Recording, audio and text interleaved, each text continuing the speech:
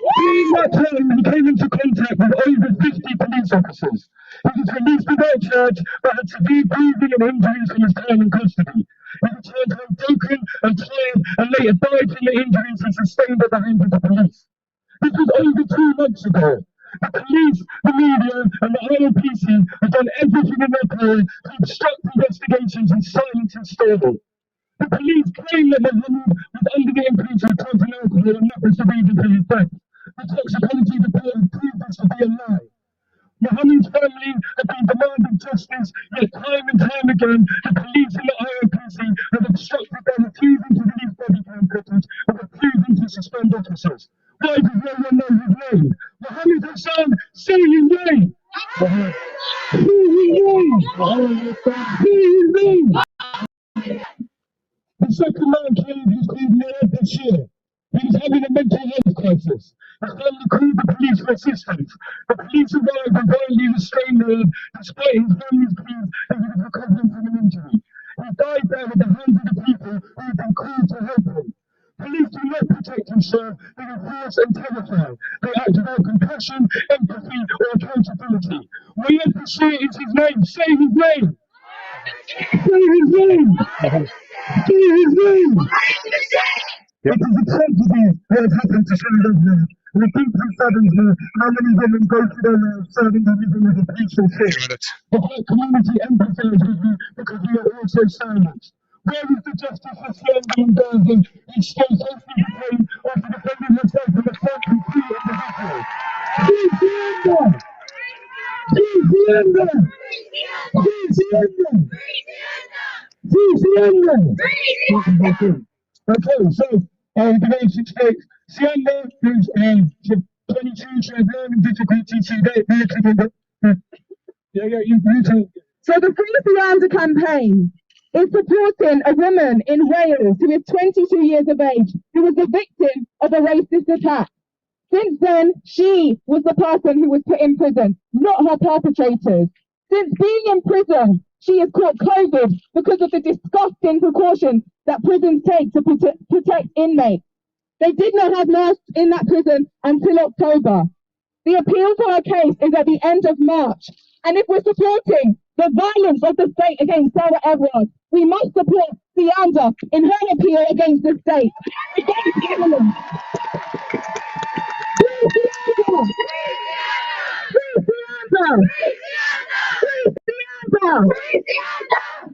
Thank you.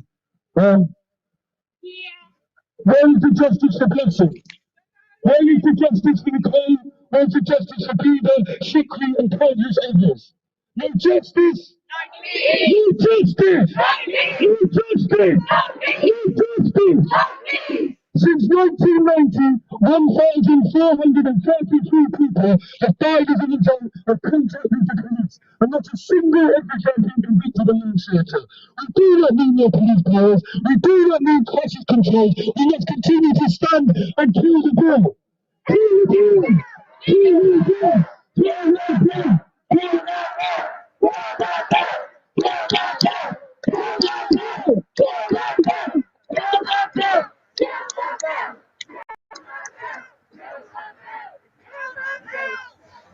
My name is Emmanuel, and I am from Liberty, the civil rights and human rights organisation. But I'm also standing here as a black queer woman, born of migrant parents from the former colony.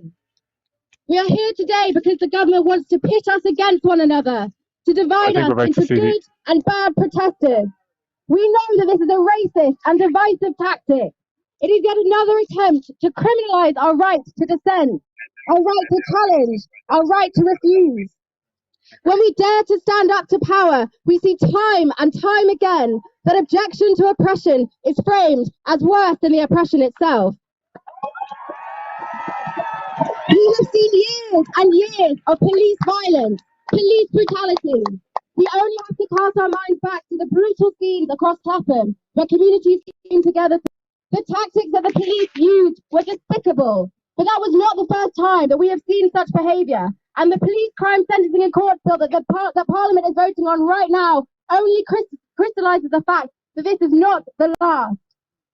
At the Black Lives Matter protest last summer, we saw protesters targeted for being black, for being loud, for mourning, for daring to name the state's complicity in police brutality and racism. The state perpetually fails to recognise the real violence. We need to hear the calls of the grassroots groups and organisations who consistently show up for survivors and who know all too intimately that more police powers will not make us safer. Listen to those groups. Fund those groups. The Police Crime Sentencing and Court Bill is a 307-page document that introduces a wave of draconian new powers. It creates new offences that target the manner, the method, the location, and even the volume of demonstrations. If the bill gets passed in its current form, who knows if this protest right now would even be able to go ahead. We shouldn't need to ask permission for the right to protest. The police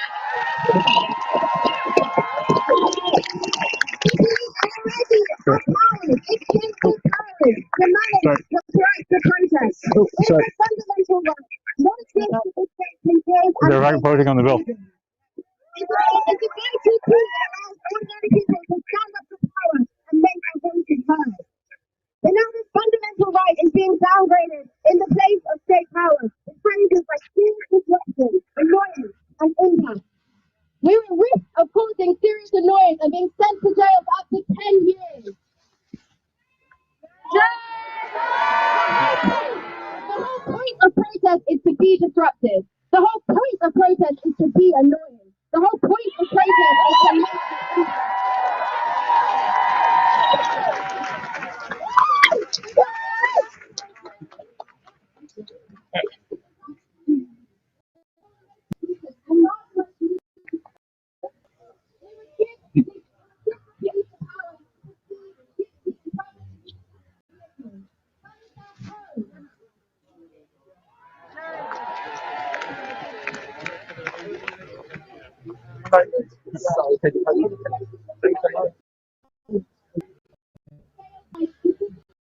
Okay, guys.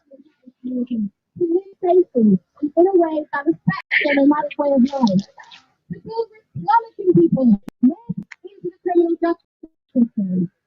Contained in the bill are measures to prevent serious violence. These are supposed to protect our communities from harm and prevent injury. We have warned repeatedly about the manifold failings and harm of the prevent duty, which targets Muslim communities. This new violence reduction duty replicates many of these harms in the name of reducing violence. New stop and search powers. The serious violence reduction order and police the power to stop and search a person at any place, completely free of suspicion. It is this in its head the lowest principle, and I know that you are innocent until proven guilty. It is unjust, it is discriminative, and it is counterproductive. And we have seen the violence that stop and search does to our community, especially black and brown communities.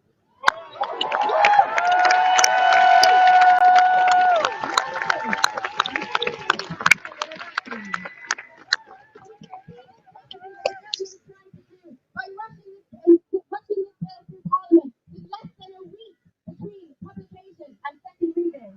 This is deeply inadequate and a time for us all to scrutinise this bill and understand what the changes might be. At the same time as the government is clamping down on our right to protest, it is refusing to accept consequences for holding to account. And holding to account through Parliament, in the court, and now on the streets. For a country that largely prepares itself on criminality, this bill represents an attack on most and it's got the nation of the rise of the third-time masculinity. This bill is using violence against women and girls in order to extend its targeting powers. It's using public order to justify clamping down on dissent. But the ultimate result, as we all know, will be more violence against those who already face the brunt of oppression every single day. To this we say, not in our name! Not in our name! We do not break powers in the streets and let's protest. We need solidarity against state violence. We need to defend our right to resist. Kill the bill! know.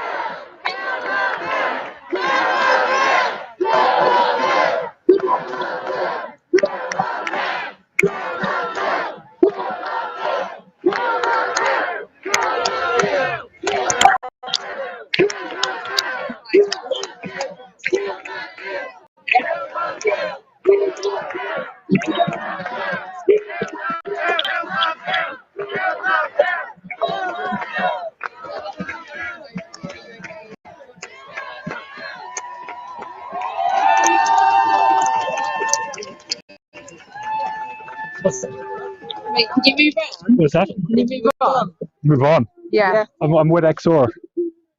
I know. Hey, look, these are we're all together. This is for you guys. Just the live stream in the faces. What's that?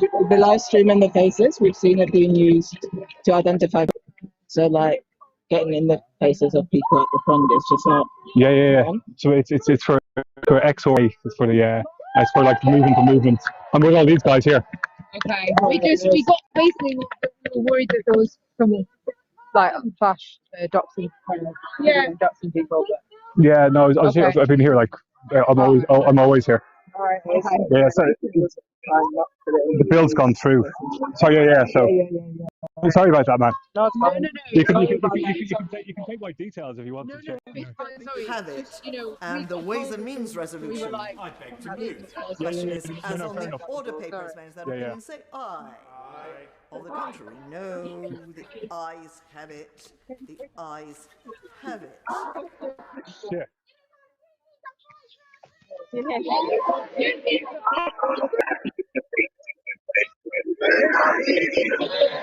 Yeah, so the bill's gone through?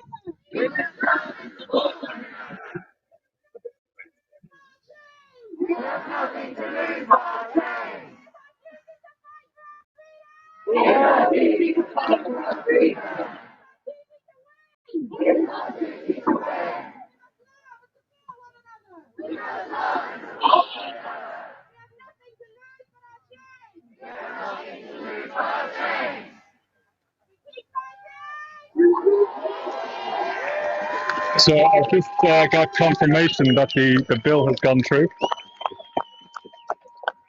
So what the result was? I don't know. You know the result? Yeah.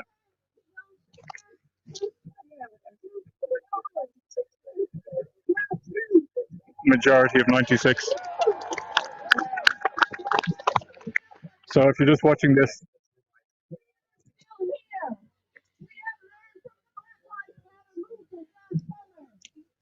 so I'm just getting confirmation that the bill has gone through with a majority of 96 votes. I can hear it.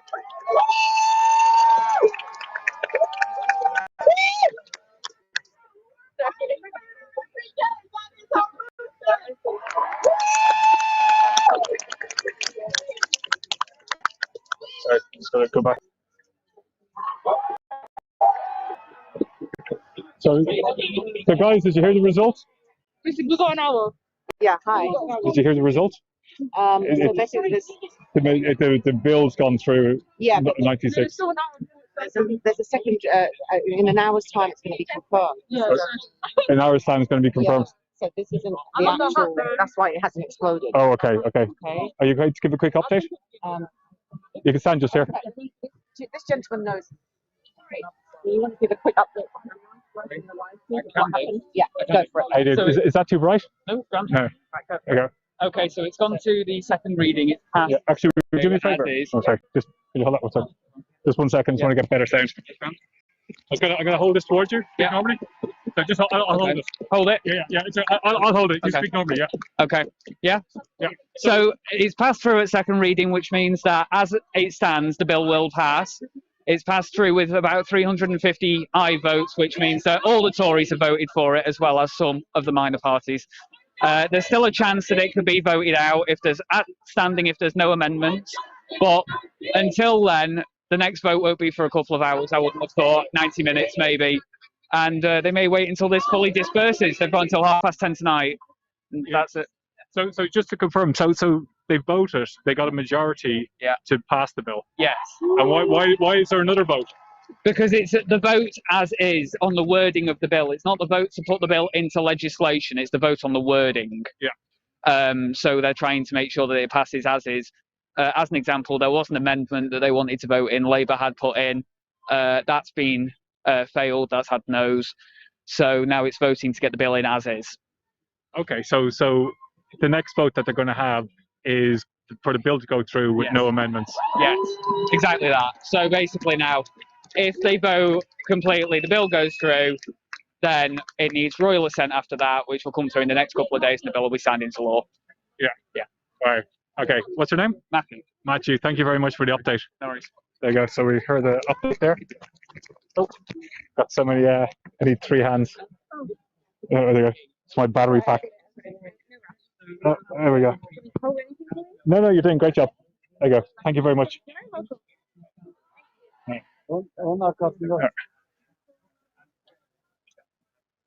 So we just heard an update. I'm shining my light in my face here. That the bill has gone through, but there's going to be a second vote. Let's get people on the ground here. How you doing? What's your name? So my name is Shell. Okay. I am a. Just talk normally. I'm just going to hold this towards you. My name's Shell. I am predominantly an activist with Extinction Rebellion as well as other social justice movements. I've just heard the news about the second reading going through with 350 MPs voting for it. It really scares me. It really scares me. The last few days, we've seen the police already abuse their powers. I've personally experienced the police abuse, and that as a white person, and I really need to tell people out there that don't understand yet the fear of young black women and young black men and black men and women and people of colour, all people of colour, the fear they have daily. This is really scary. This is legitimising their unlawful behaviour. This is giving them powers that are really scary. These police officers don't know the law properly themselves. So ultimately, we're just legitimising a police state. It is really scary. But I just need to say, okay. Sorry, just forgot to. So we're just on the move for a second. Yeah. All Black Lives Matter speakers. I heard your speech, very powerful. Thank you so much. There you go. So they're gonna go. And really powerful. And that's Alma. Alma. Alma, yeah. So go for it. Okay. How you guys doing? So you the same Alma from last night? Yeah. Yeah. Okay, yeah. Sorry, so you're okay. So who wants to go first? What have you got? I'll just hold it towards you and you speak normally. Okay, cool, yeah. So that was quite. Oh, can I? All right, cool. Yeah. That was quite a powerful speech you gave. Oh, thank you. And it's really about like kind of what's happening here is eroding our rights. Is eroding our rights. And you guys have had such a hard time from everything you've explained. Yeah. And this bill goes through. What's it going to mean? If this bill goes through, what we're dealing with essentially is the removal of human rights, essentially, because on a basic level, it's your human right to be able to detest the government if you feel that the decisions that they're making are going against your rights. And what I find with this bill as well is that a lot of people don't understand like the power of it and how it will impact people, because what we're talking about is a bill that will cause trouble even if you're having a simple little listen. As long as they find it to be disruptive, they will find a way. And what people don't understand, because she centered it around BLM and XR and whoever else, they think it's just focused around like lefties or whatever. Yeah. But they don't understand that it's affecting everyone's right to protest, not just a select group of people. And once people realize that, then it's like it's too late. The bill's gone through. Do you know what I mean? So we are fighting against, we're fighting against our human rights being taken away. Yeah. And it's going to affect everybody. It's like we've been out in the streets for years and we get targeted, and you guys get targeted. Yeah. But what they're bringing in is like draconian laws. Yeah. Stopping the rights of one person protesting and they make noise. They can arrest anybody for it. I'm scared. Personally speaking, it scares me because I think it's so important to speak out and say what's right. But it honestly frightens me because as a trans individual, I'm already in danger in society. And it puts me in a magnifying lens. It's kind of like we're pigs for slaughter, essentially. You're even more marginalized and less white to protect you. Yeah. And what you were saying about like your colleagues, and it's just all shocking. Yeah, I think what people may be struggling with here is not being able to handle the conversation of dealing with inclusive conversations about safety. Because as a trans individual, I'm just as vulnerable as a cisgendered woman, and I'm just as vulnerable as Sarah has been vulnerable. Yeah. And the sad thing about these situations is that they are now equating what's more important and what's less important. And Black women have been fighting against this type of shit for so long. Oh, sorry. Yeah. They've been fighting against this for so long. Yeah. And it's I think the anger and the kind of frustration comes from the idea that it took this particular situation for people to see what's already out there, essentially. I know, yeah. And I just hope that people can continue this energy forward on, not just for this specific thing. And we always find like one of our biggest problems, our biggest problems is the media, and the way the media tell stories, and they don't report the truth, and it's their skewed version that gets out there, and people don't actually know what's really happening on the ground. Yeah, I think that the problem with the media is that they're kind of in this weird kind of like Silicon Valley kind of bubble, because they kind of, they want the stories that cause drama. They want the stories that have like, there's something danger behind it, and they kind of exaggerate what it is we're doing. What we're doing is very simple. We're fighting for human rights. We're fighting against inequality. On a basic level, that is what it is. But the media will spin it however it does, because what's different about the British media is that people believe anything that was said.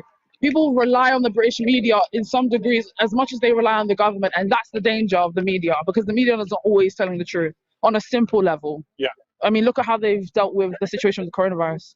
Oh, I know, yeah. If that doesn't tell you already that we're in a pretty poor situation, then, because people don't understand the gravity of this, it's the gravity of it that is what I want to stress, because it affects all, not just a select few.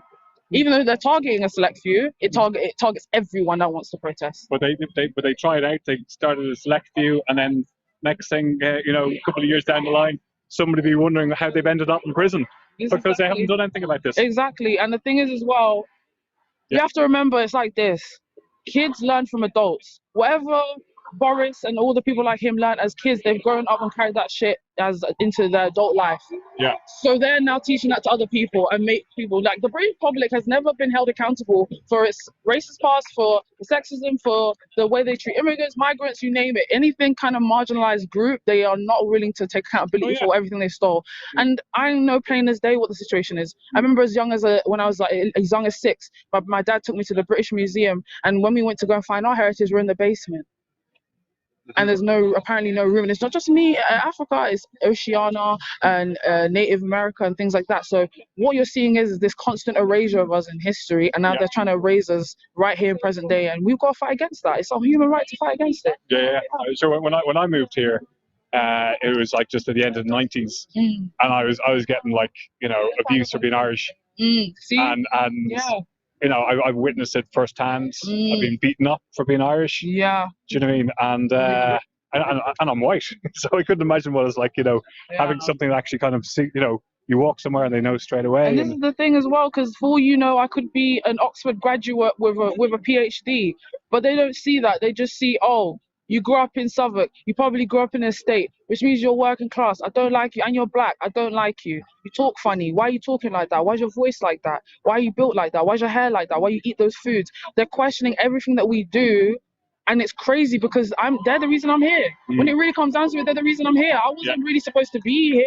I mean, I could have come here by choice, but I'm here by force. Yeah. And that's the conversation. Like, my heritage directly links to slavery. I grew up, with grandparents who had to fight against this type of behavior coming over to this country.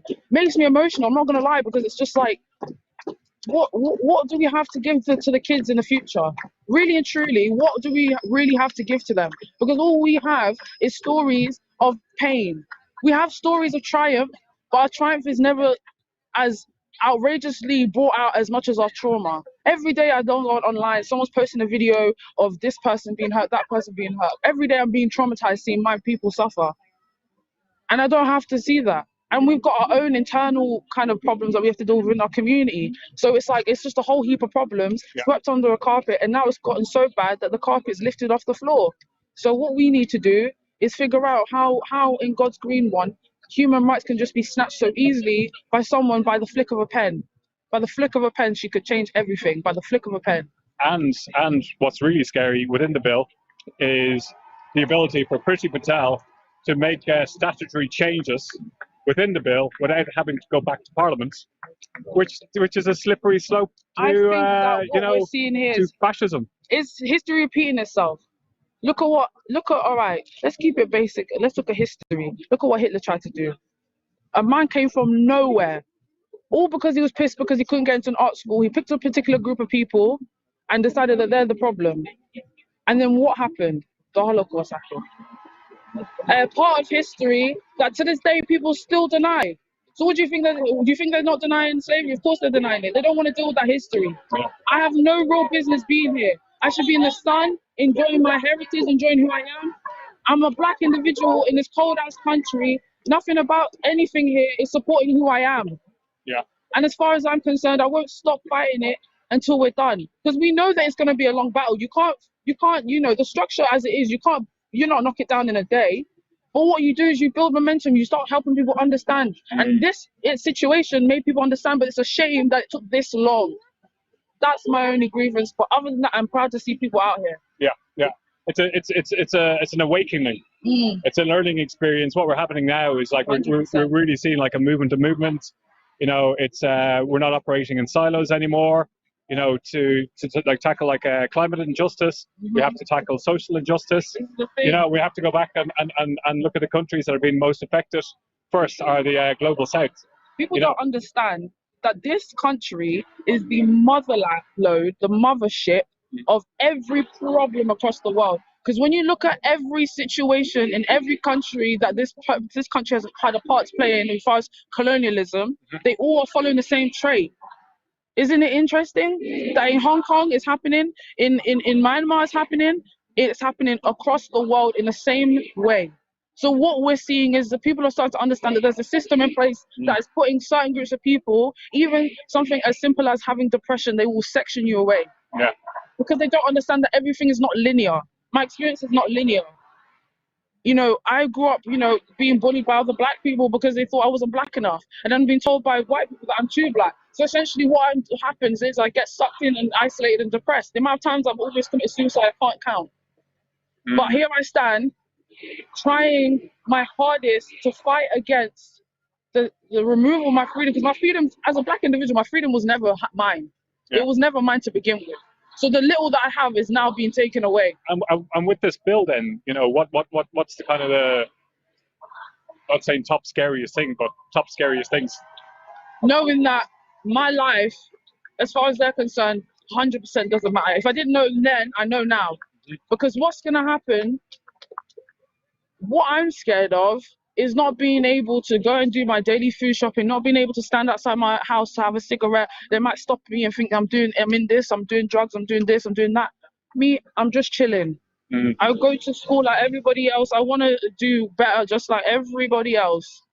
But not everybody's experience is the same. That's why we need to listen and learn. And if you don't listen and learn, don't be surprised when things hit the fan, because you've not taken the time to educate yourself. You need to educate yourself. We know every single thing about this country, from the first king to the most recent queen, but they will never tell you about the Moors who traveled across Europe, who created wealth in Africa, and they created business, and they created power and civilizations. They won't tell you those things. They won't tell you that they learned half this stuff from us. They won't tell you that we are, look at my motherland. Look how we're suffering. And all they've got for me is £2 a day. For stuff that they've created. And then what do? They send like white saviors over, like Stacey Dooley and them lot, to go and make other kids feel like rubbish, even more rubbish about the situation. There's kids growing up in this world that don't know what it means to be able to go and play in a park, to have friends, to have a social life. There are kids growing up in this world that only know war and torment and famine. No child should ever know that kind of experience. Nobody should have to go and send people over to fight a war, come back with PTSD. No one can help them because they don't care about his life, because now they've used you for what they've used you for. Everybody gets used by this government, and that's the thing that people don't understand. Everyone gets used, including Priti Patel. She's being used as a pawn because he don't want to admit. She's saying everything that he can't say. Daughter of migrants, woman, who else to bring, perfect person to bring the bill. Perfect person. Trump did it. Boris is going to do it. Everybody who holds these type of views do it. It's just history repeating itself. But they think they're slick. They're not that slick, because what you have is generations and different generations of people who all know the same history and same story with police. Isn't it weird that there's someone here, between me and them, we might have 20 years between us, but we both know what these people are about. So what we need to do is figure out what we're really willing to fight for. What are we really ready to put our neck out on the line? Are you really ready to put your neck out on the line for all people, including black people, including black women, including black trans women?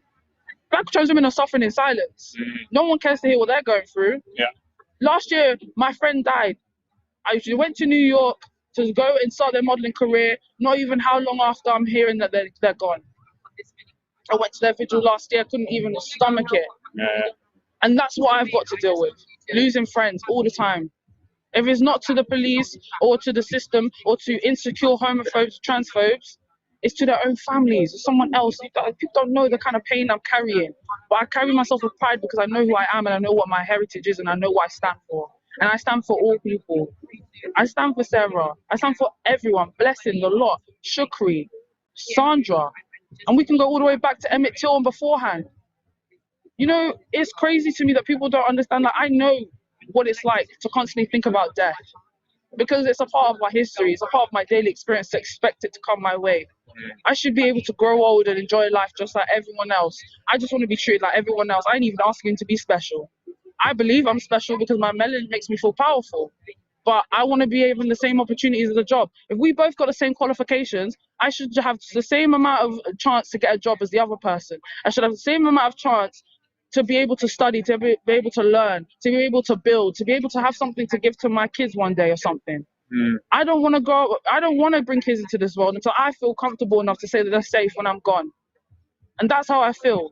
After the half of the stuff I've experienced with police, personally speaking, if this bill goes through, I don't know what's going to happen. Because it's unpredictable shit right now. It is. It's unpredictable. Don't nobody know. Don't nobody know what's going on. We didn't know what's going on with the pandemic, and we don't know what's going on now. In fact, we know what's going on with the pandemic. They're trying to act foolish and trying to make me look crazy. No, what you needed to do, you didn't do. And so many people suffered for no reason. There are people that have suffered for no reason because they just couldn't pull their finger out of their ass and do their job. The NHS has been keeping people alive and bringing babies into this world and helping people transition onwards for the longest time since, what was it, 1930 when they started, after the World War. And then when it got, and now you got to the point now where it's like black women are suffering in childbirth, people aren't getting the mental health support. You think a 1% pay rise is going to help anybody? Because now what you've got now because of coronavirus is a queue of people who need CBT. People are just me. I just figured out that I've got autism at my big age, and because there's no research on people of color, the only research they have about autism is about white males, white cisgendered males. That's their base of research. Yeah. A select group. Not everybody has the same experience. I might share something with somebody, but we don't all have the same experience. But what we do share an experience is inequalities in some capacity. Yeah, absolutely. No matter what level it is, we all share an inequality in some kind of way. Yeah. Because and with the nurses, my partner's a nurse, and I've been on the nurses strike.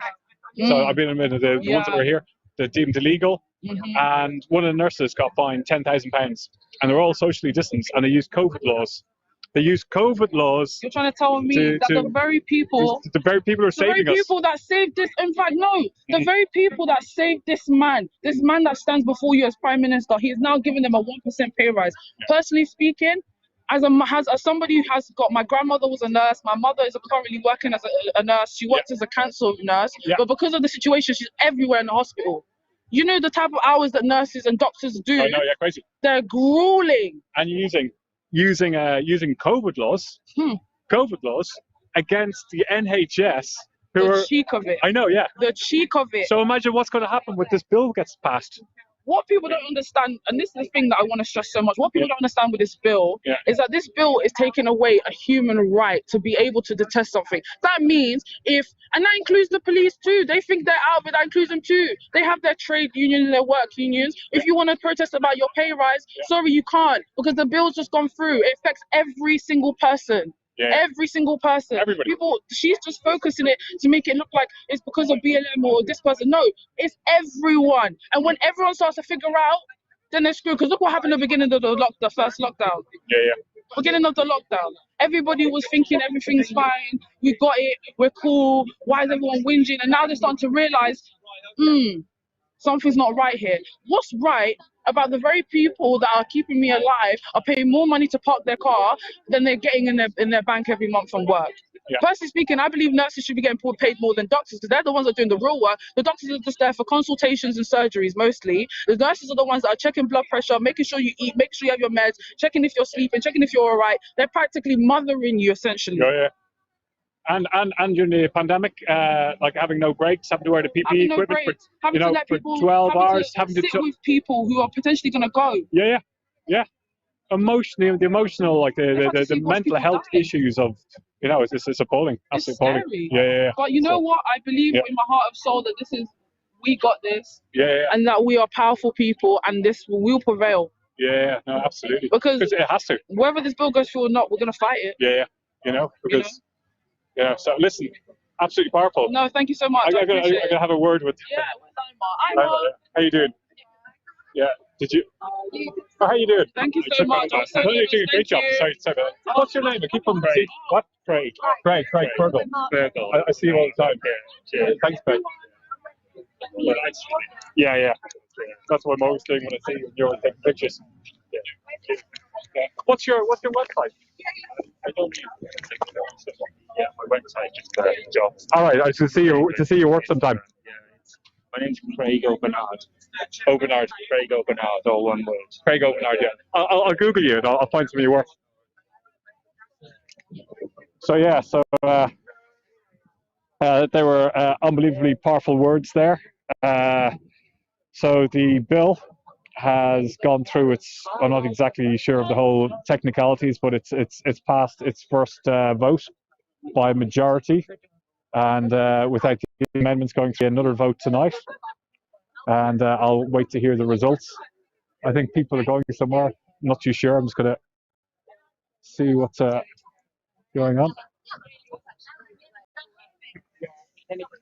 and I'm just going to check in with Director Vlad. Everything's okay? Director Vlad, if you can hear me? Yeah.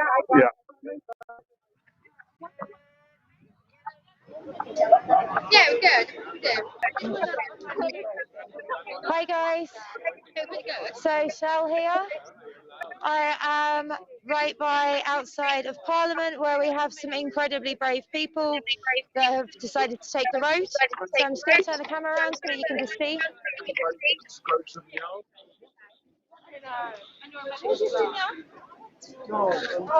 So we've got there 97%, that's 97% of women have experienced sexual violence towards them or some form of sexual act towards them, unwanted, unlawful. Kill the bill, protest is democracy, and Black Lives Matter. So these incredibly brave people have decided to take this street. It's our street! Your street! Do you guys want to say any words to the live stream? Our lives! Our lives, we have the fucking right to protest. Our lives matter! Kill the bill! Kill the bill! You can hear chants there of Our Lives Matter. Kill the bill! Kill the bill! Kill the bill! Kill the bill! Kill the bill! Kill the bill! Kill the bill! So you can see there is a police presence just around. The police are not actually guiding the traffic away. They're not doing what they would normally do as their job, which is protect the public. They are allowing vehicles to come through unsafely. We are demonstrating against racism. We are demonstrating against violence. So thank you for tuning in. Those of you that are tuning in, my name is Shell. I'm down here outside of Parliament, and where we have had the news this evening that the amendment did not go through. I believe MPs are now redebating in Parliament for another vote later. So that will be to take that bill through all the way to the committee stage in House of Lords. Now, I do need to point out that that isn't the final bill, so whatever does get passed this evening, it does need to be ratified, it needs to go to committee meetings. However, if it does pass this evening, it is really, really scary for our futures, for our right to protest, for equality in this country, for us to have a future. And also, It now means that everyone has to be fearful of the police. Everyone. Doesn't matter the colour of your skin, they will start coming for all of us, they already are. So tuning in here. It's our right to protest, for fuck's sake, in front of the parliament! So rightly stating it is our right to protest in front of Parliament. If we can't protest here, if we're not allowed to protest, where do we protest? Where do we go to call out the truth in our society?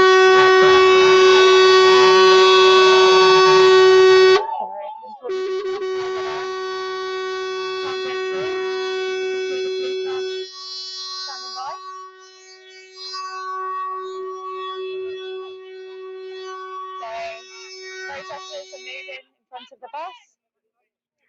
As you can see, the police are just being told to hold back, which is good, because what we witnessed yesterday, last night, we witnessed police just running up to people and jumping on them. 8 to 10 male police officers I saw jump a female. Unacceptable. It's unlawful. It's assault. And we're about to allow them even more rights.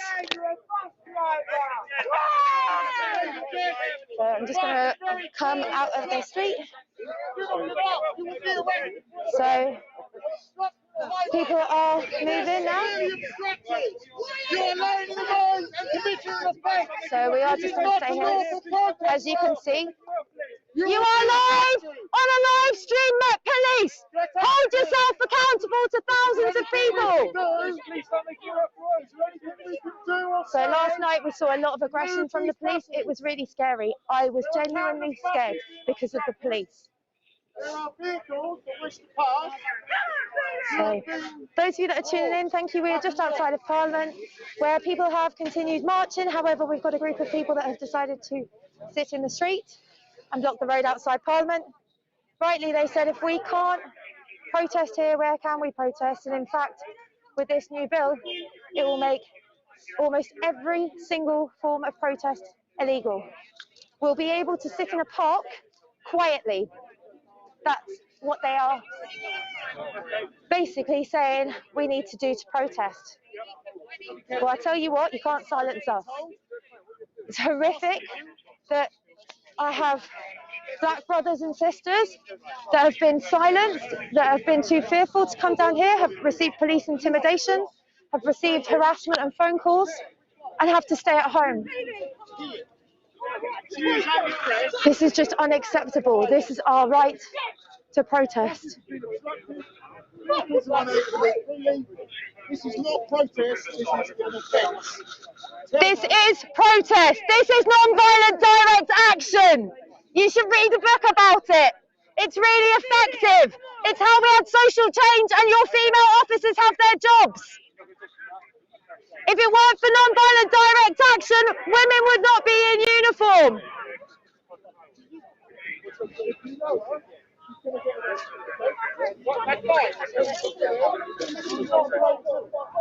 So I'm just going to check back with Director Vlad just to see, check in to see where Fergal is. Cool. So thank you very much for tuning in. We are down at Parliament Square where we are just witnessing a brave person being arrested. Sorry, I'm just attempting to get my camera in there. It's a little bit difficult. But we have some extremely brave people. They've been told by the police they're committing a crime. They're not. They're doing non-violent direct action. This is what it looks like. This is what people have had to do throughout history to make social change.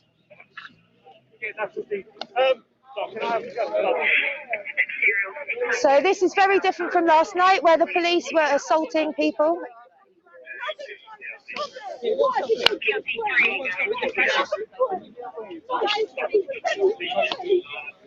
So the police are intimidating people, calling us criminals. We're not criminals. We're fighting to be able to protest so that we can speak the truth. We have so many injustices in this society, so much inequality.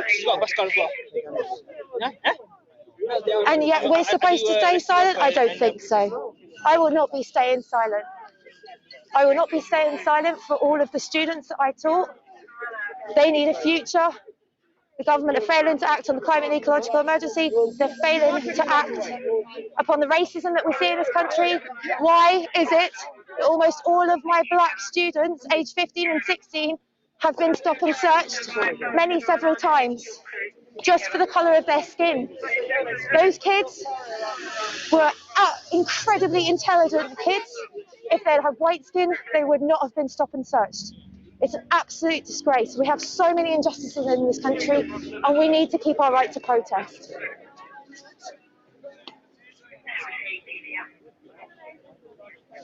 So thank you guys for tuning in. We are down at Parliament. You'll see here there are more police coming in.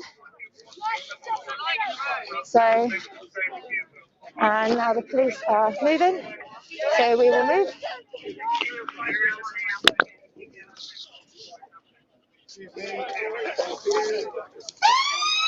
So, a very brave woman there, female there, lying in the road.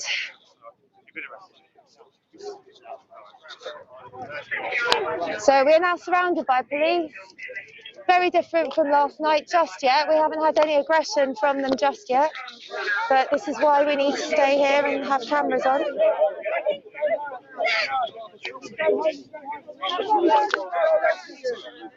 So we are just hearing that she's not being arrested. She's being told to go home. Ironic, no really. No comment, no personal details. Do not accept the caution.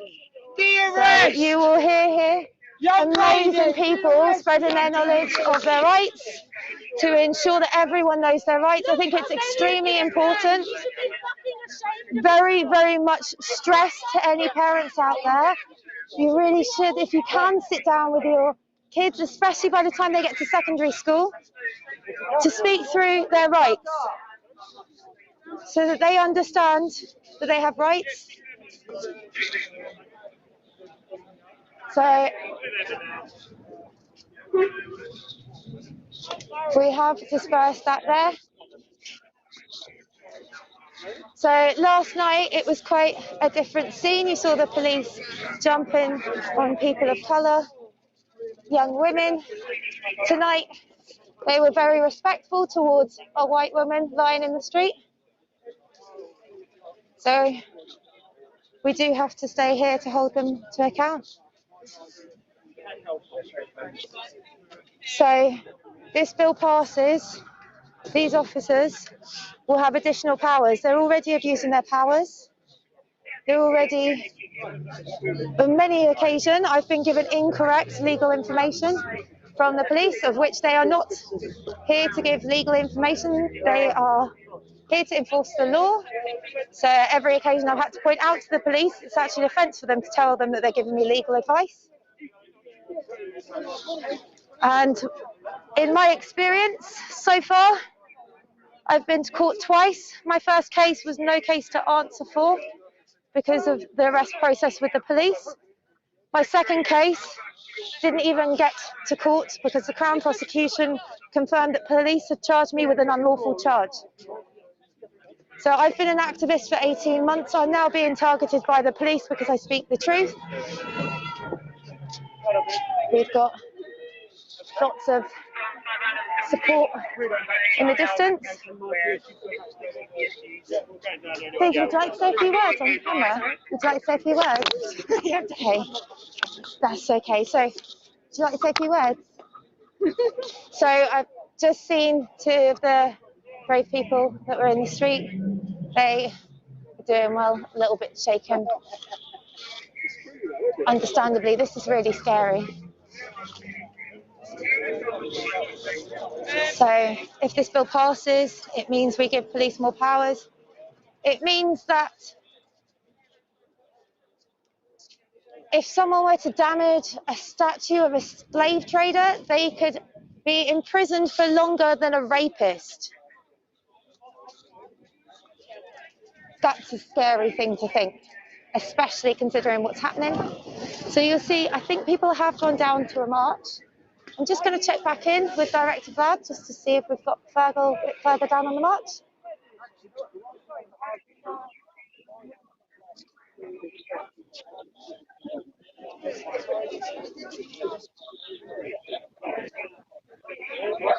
So we're just going to cut out to Phoenix and Tory for a bit, and hopefully we'll catch up with the march.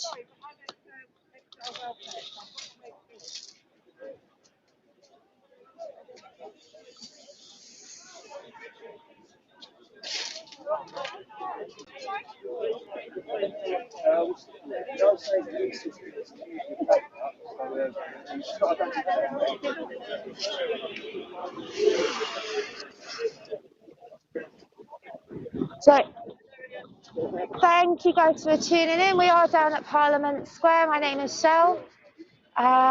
Shortly we're going to cut over to Phoenix and Tory.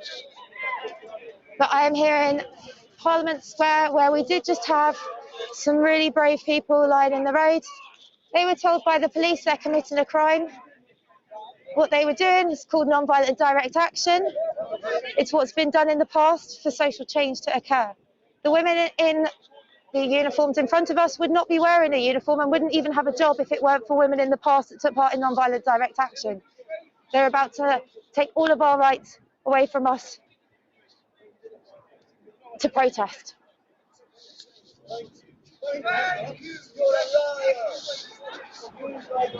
So we've got a lot of police here.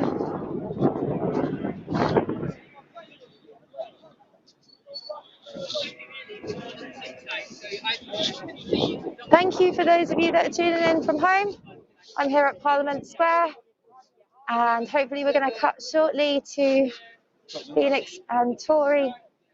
But for the moment, we're here in Parliament Square, where earlier there was 1,000+ people gathered for speeches, socially distanced, wearing masks.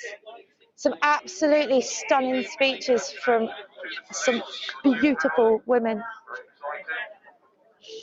So, It's going to be exciting, ladies and gentlemen. we've got. Hi guys. Hi guys. Hi, it's Phoenix from the Black Movement. I hope you guys are well and that you stay safe. It's absolutely terrifying what is going on. And I'd like to take this moment to quickly read a statement from UK Black activists who have not been able in large part to attend due to fears for our own safety. And this is without this bill having even passed. So this is a statement. We are extremely saddened that we could not attend the Kill the Bill protest today. We have suffered in silence and without complaining, but now feel compelled to speak up and make clear what our situation is. During last summer's protest, it became clear that some of us were being targeted by police who called us, emailed us, monitored us, and shut down some of our social media accounts. We have repeatedly been threatened with arrest and jail time, causing some of us to fear for our physical safety for nearly a year. Over the past couple months, we started to receive repeated phone calls from the police and received word from activists on the ground that police were looking for us specifically by name. It has taken a toll on our mental and emotional well-being, most of all because we feel as if our voices are being silenced. The persecution of Black activists, particularly the women among us, shows exactly why killing this bill was so crucial. If it passes, as it seems it will, we will be unable to protest and use our voices to challenge the inequalities faced by our communities. We are under no doubt whatsoever that it will exacerbate the racial bias and prejudice within the UK police, which will ultimately lead to further arrests and intimidate other people from expressing their democratic right to protest. We are moved and continue to be inspired that so many people have risked their own safety to fight for the movement. And no matter what, we will speak out and advocate for change using our platforms. We will encourage everyone to do the same.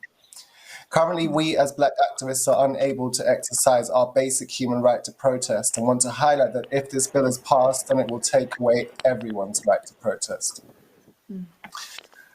I think that was important for us to read out because we are in a lot of pain that we are not able to be there physically, and that it has already come to this point. I have no idea what this means for our future. I'm going to pass to Tori quickly. What do you think, Tori? I'm lost for words, really. The fact that Black Lives Matter was even used as a a point to even push this forward. I mean, the noise and the music that we made happen last year, that's what kept the peace. I took my son to the protest last year, and if anything, we left there inspired. My son actually felt like he had a chance, and he had a choice, and he had a voice, and if he didn't like something, that he could take to the streets, and this is something that he could do when I'm no longer here.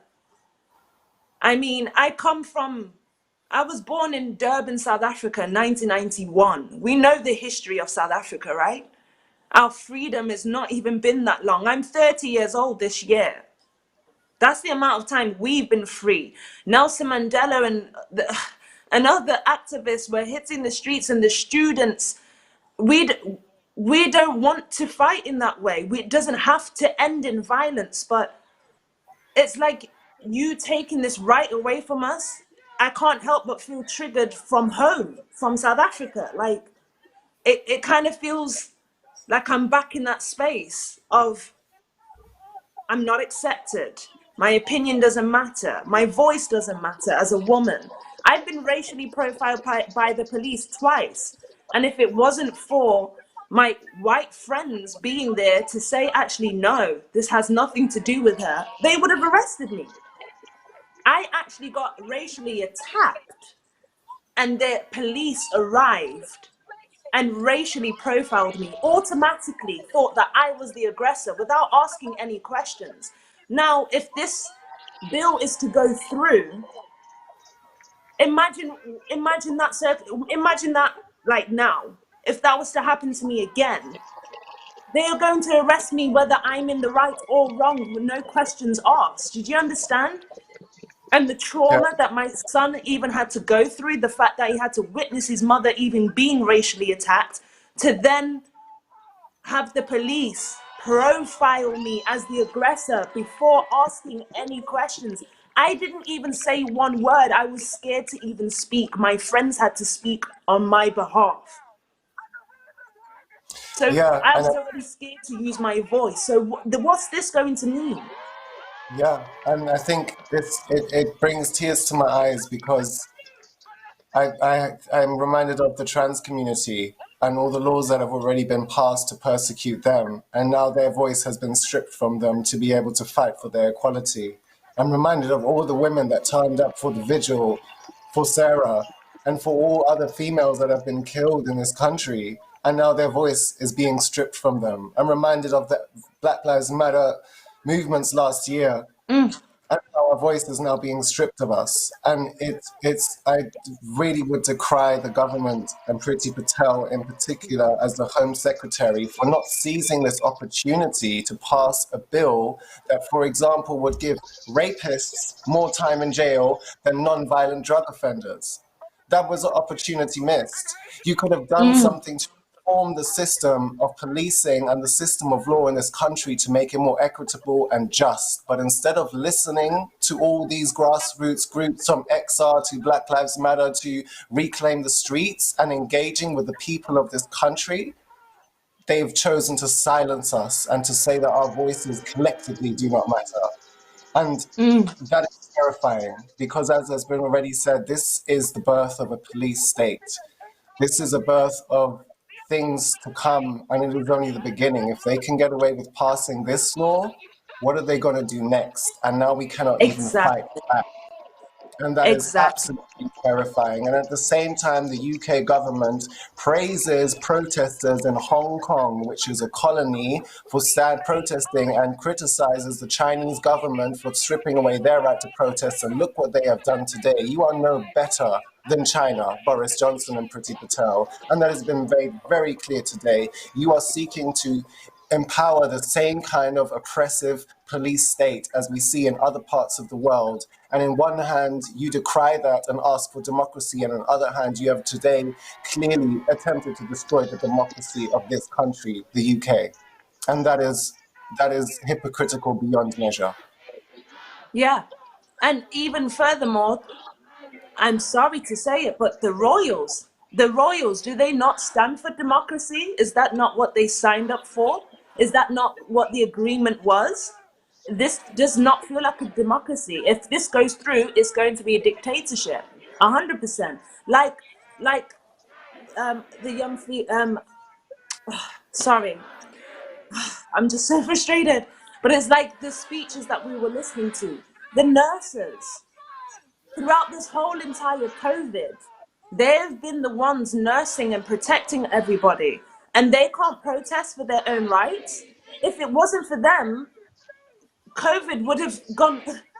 What would COVID be right now if it wasn't for the medical system, for the medical? I can't. I just. Yeah, it is emotional beyond measure. I'm choking up It's, words because I just can't believe that in the year of 2020, we're fighting for something our ancestors fought for, and that goes all the way around about every race and every minority. We fought for this freedom, for it to now in 2021 to be taken. It's kind of going backwards instead of moving forward. yeah. This is not progression. This is not. I think that's all we have to say for now. Thank you so much, guys, for bringing us in. And thank you so much for your bravery and being on the ground. We wish we could be there. We are with you in spirit and in heart and in solidarity. And thank you so much for all of your bravery. And one thing I would also like to say, as we said in South Africa, and this always sticks with me, power to the people. Amandla awethu. Amandla awethu. United we stand, divided we fall. Thank you.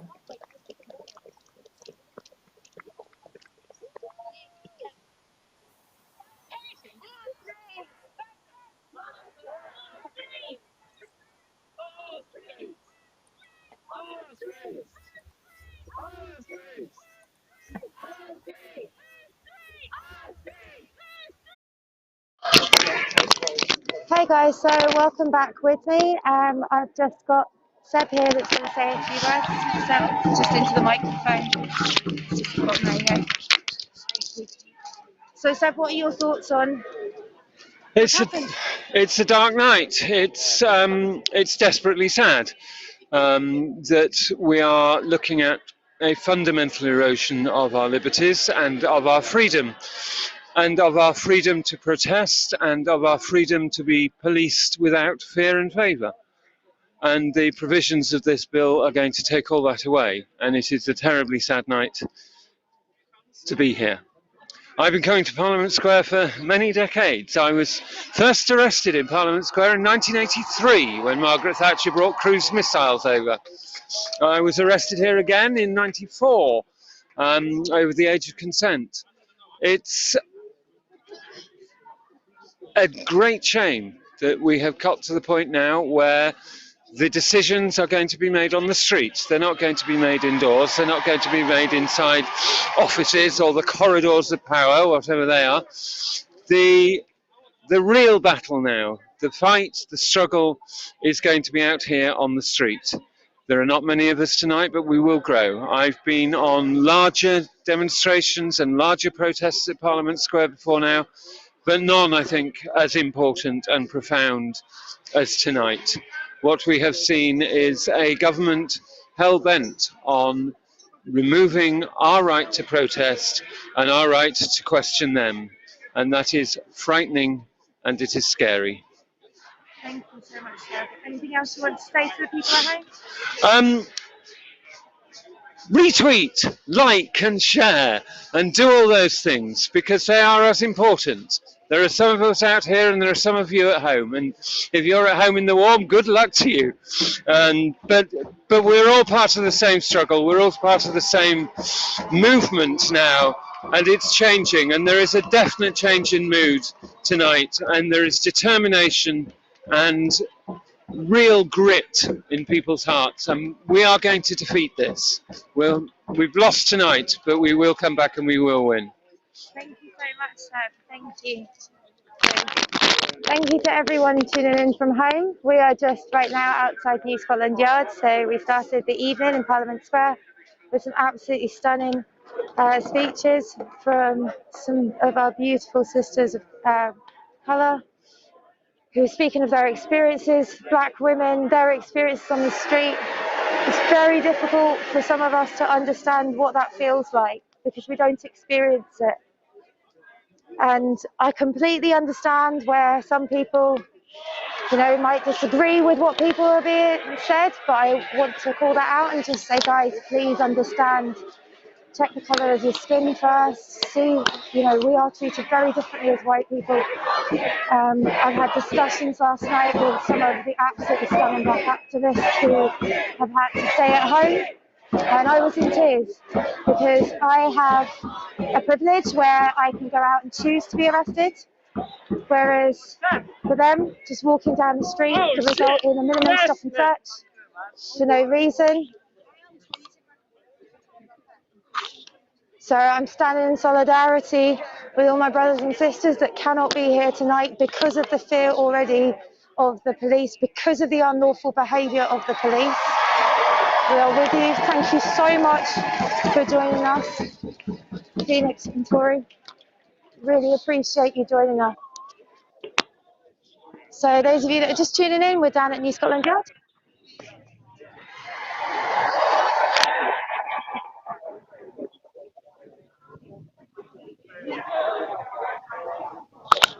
So I think we're just going to cut to a video of David Lammy speaking about the bill earlier today. Madam Deputy Speaker, instead of tackling violence against women, the government has prioritised giving the police the power to prohibit the fundamental freedoms of protest that the British public hold dear. And by giving the police this discretion to use these powers some of the time, it takes away our freedom all of the time. The government's bill targets protesters causing too much noise and says that those who cause annoyance could be jailed for up to 10 years. Madam Deputy Speaker, I'm thankful that the draconian limits on the power to protest were not in place during the great protests of the 20th century that led to real change. When the suffragettes marched for the right to vote, some of them were prepared to break the law to make their point just outside the House of Commons. Does the Secretary of State believe that those women who shouted noisily should have been arrested too? Protesters marched from Jarrow in Tyneside all the way to London to demand the right to work in 1936. Does the Secretary of State think the police should have had the power to stop them before they even passed York? The anti-apartheid movement, of which I was part, marched continuously on Trafalgar Square for black and white people to be treated as equal. Does the Secretary of State seriously believe that they should have been arrested because they caused an annoyance? Throughout Britain's history, protest has been a fundamental method for the public to voice dissent. Pandemic aside, what about society has changed exactly? That means the police need more powers to control protests today than they did yesterday. And what about the images of police tackling a mourning woman to the floor last weekend makes him think the police do not have enough as it stands? The truth, as has been briefed to his favourite newspapers, is that it is introducing these measures because it dislikes Black Lives Matter, because it hates Extinction Rebellion, because both tell too many hard truths.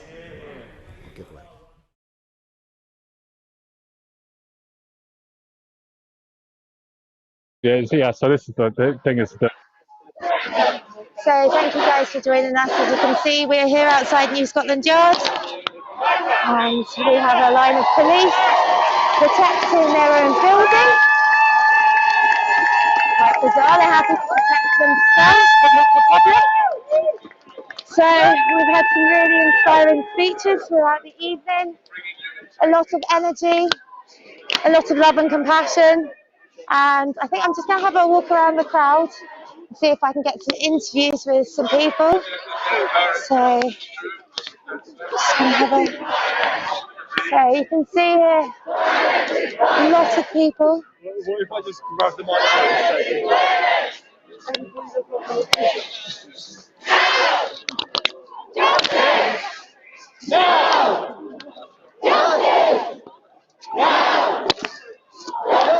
Do you want to speak on the live screen? No. Oh, bless. So thank you for people that are tuning in live. We are down at New Scotland Yard. We started this evening at Parliament Square, where we heard the sombre news that the amendment was not accepted, and I believe they're now debating to vote on this going through. So voting for the second, this is the second reading. The vote will be done if this passes this evening. It still has to go through a process, committee stages, goes through the House of Lords to be ratified, but it scares me. I'm speechless actually.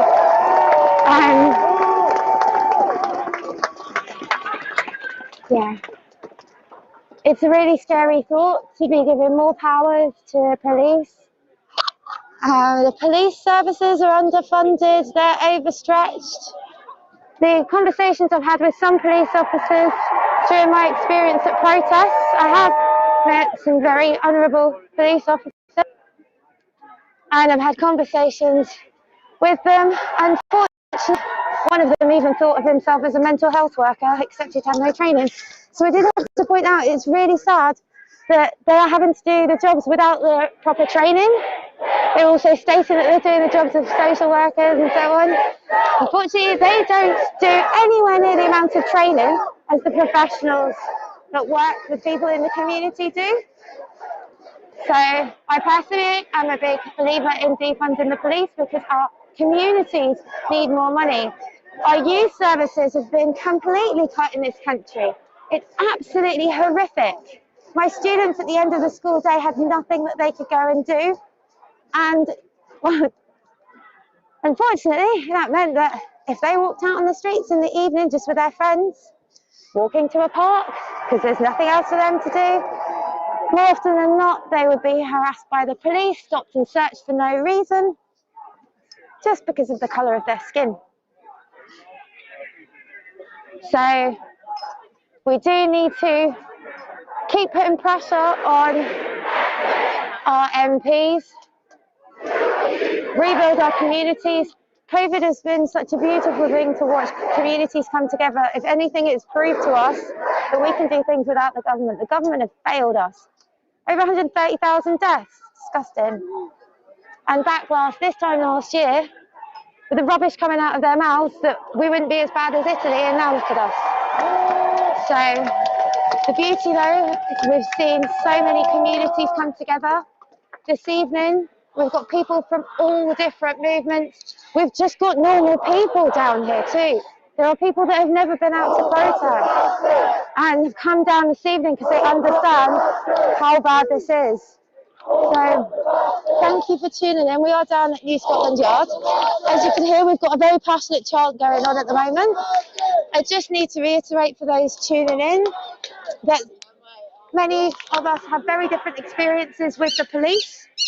It's not a chant that we would be using at an Extinction Rebellion protest, but I do just want to reiterate that people have had very different experiences to many of us in Extinction Rebellion.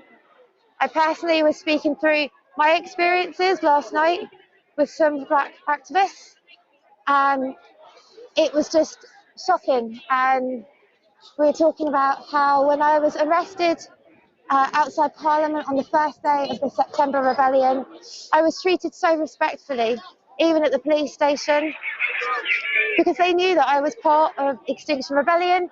They knew that I was one of hundreds of people, and they knew that treating me badly probably wouldn't have been the best thing. So I do want to thank those police that have treated me with utmost respect, but that was only one arrest. I've had two other arrested officers that were very pleasant to speak to. One actually was very clued up on the law and used to teach it, which was nice to hear. When he was arresting me for the potentially unlawful Section 14 last year, he kept very quiet in the conversation. about that section 14, and it wasn't until later I found out how much he knew about the law too, while his colleague was mouthing off at me that I was wrong. So we've had some very different experiences at Extinction Rebellion. I personally have been arrested as part of the HS2 Rebellion campaign and had significantly different experiences with the police.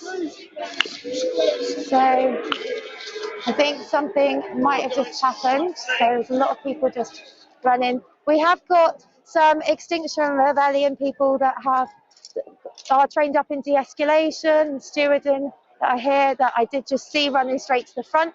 So we are working together as movements. We're using all our different skills. It's been beautiful walking through the crowds and hearing people share their knowledge of what our rights are, because many people are not aware of their rights.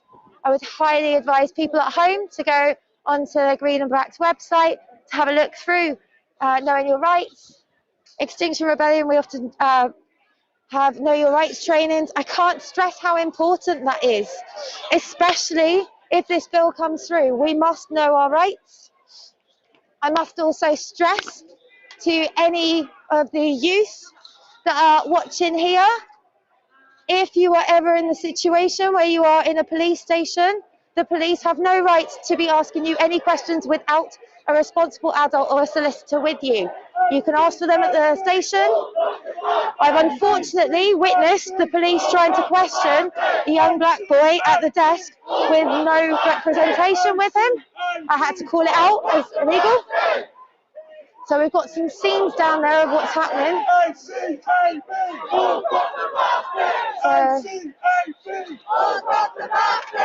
We've got some more passionate chants.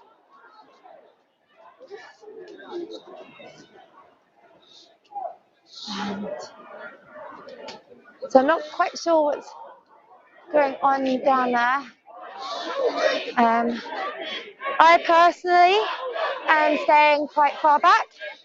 All of my friends and fellow rebels and activists from other movements that I've seen tonight, we're all ensuring to stay together, having seen the behaviour of the police last night.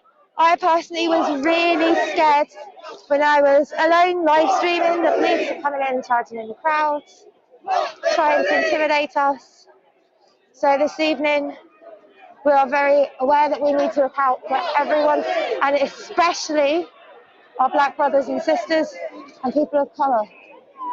So we do need to make sure that we use our privilege, the colour of our skin, to protect those who do not have the protection from the police. The police are not there protecting them, so we must. So thank you guys for tuning in. We are down at New Scotland Yard, where we just saw a bit of a commotion. Not sure what's happening. And there we go. London for you at night. Nice little tick tick. We are very lucky. It is chilly evening down here in London, but very pleasant evening. The London skyline is beautiful as ever, and it's such a shame that we have to be out here tonight for this, but we have to be out here for this. I'm personally absolutely exhausted, but I have to be here. I would give anything to be in bed right now and sleep, but I have to be here. So all the people at home that can't be here, thank you so much for sharing the posts. Please make sure to retweet things, share posts. Please contact your MPs, your councillors as well for things in your local area. But keep pressuring your MPs constantly.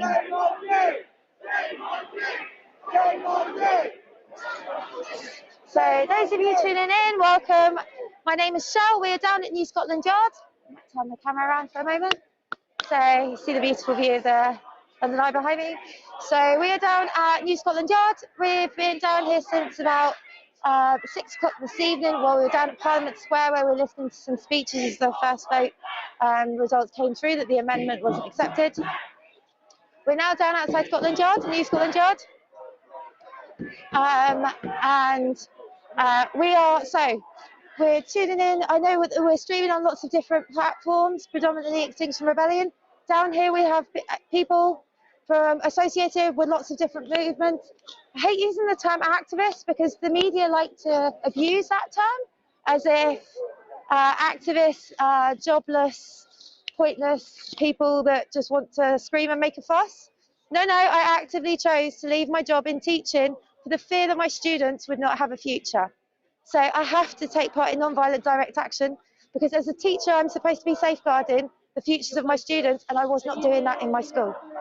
I've seen greater successes and changes and momentum from the youth strike movements. So it was time for me to leave the school system, which is failing both the students and the teachers, and stand up for the future of my students. So there's lots of people from lots of different movements. The climate and ecological emergency associated movements, social and racial justice movements, animal rights movements, gay rights movements. We're all unified here today, and just people that are really concerned about this bill and what this might mean. So really grateful for everyone that has come down. We're also very grateful for everyone at home that is sharing, retweeting, putting pressure on their MPs. So I'm just going to turn the camera around. I think we might be on the move again.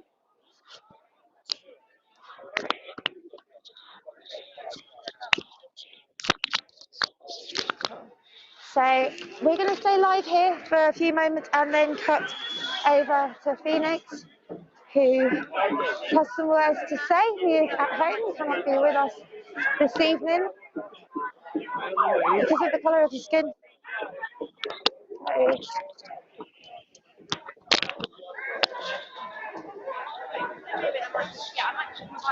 So I think we've got Phoenix joining us, and I think we're going to have a little conversation together. Hi, Shell, how are you? I'm good, thank you. How are you? I can't actually see you because I'm on my back camera, so hi. No worries. So Phoenix, can you just tell people, if you feel comfortable to, why it is that you're not down here?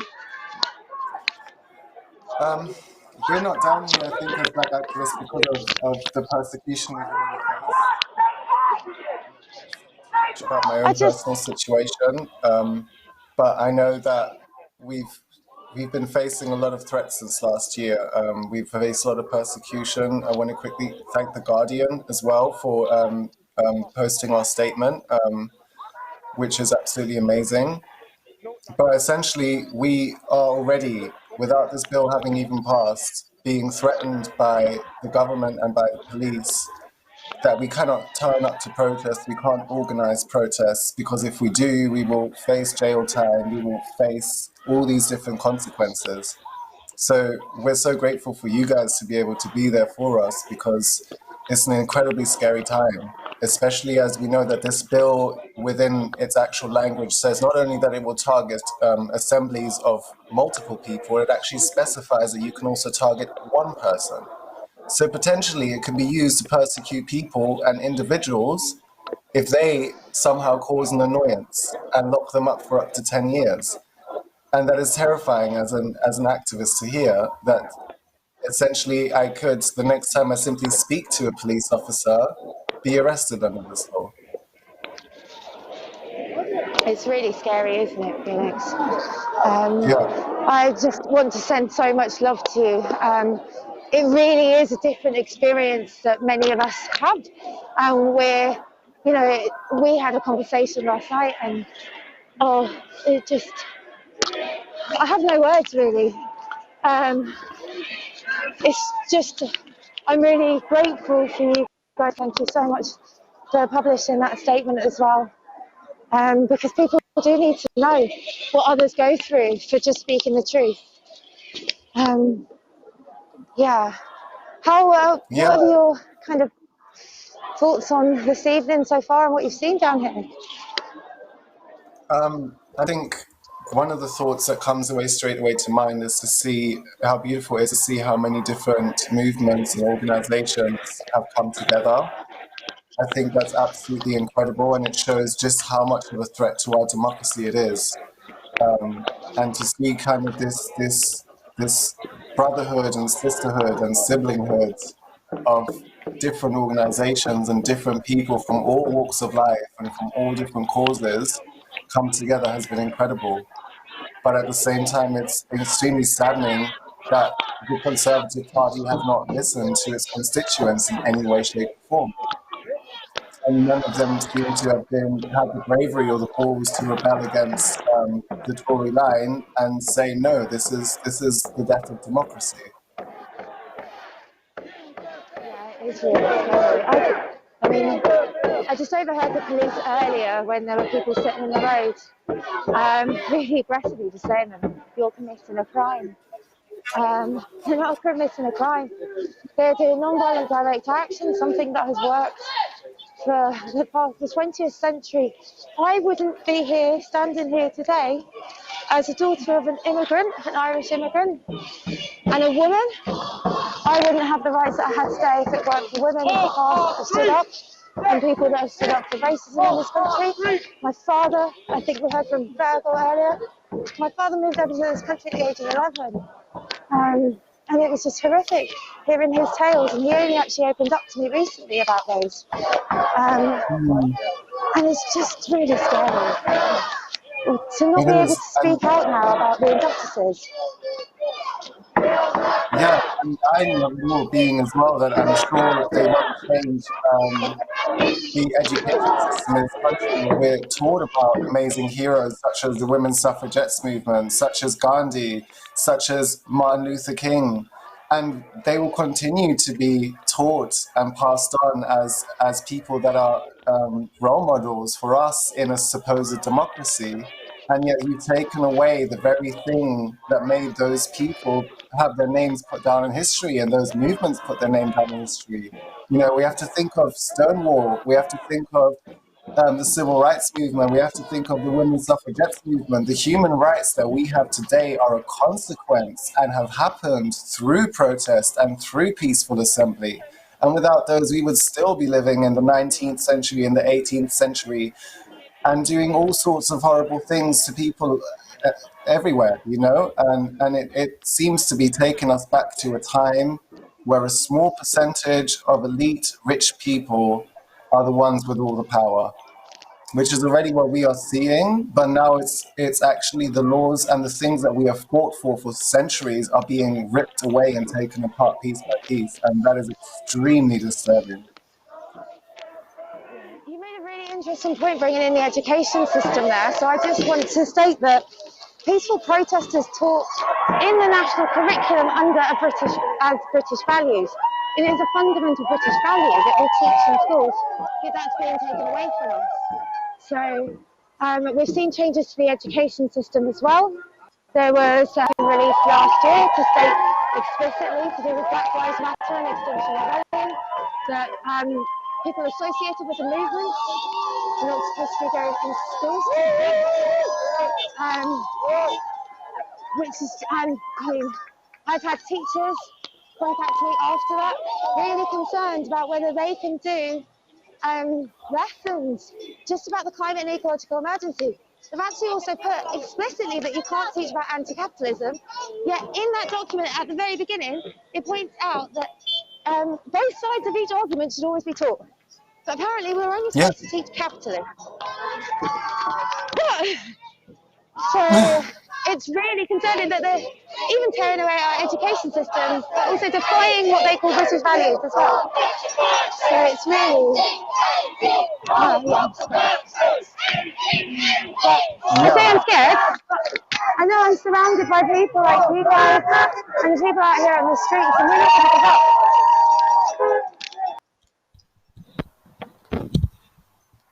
Oh, hello, I've lost you, Shout.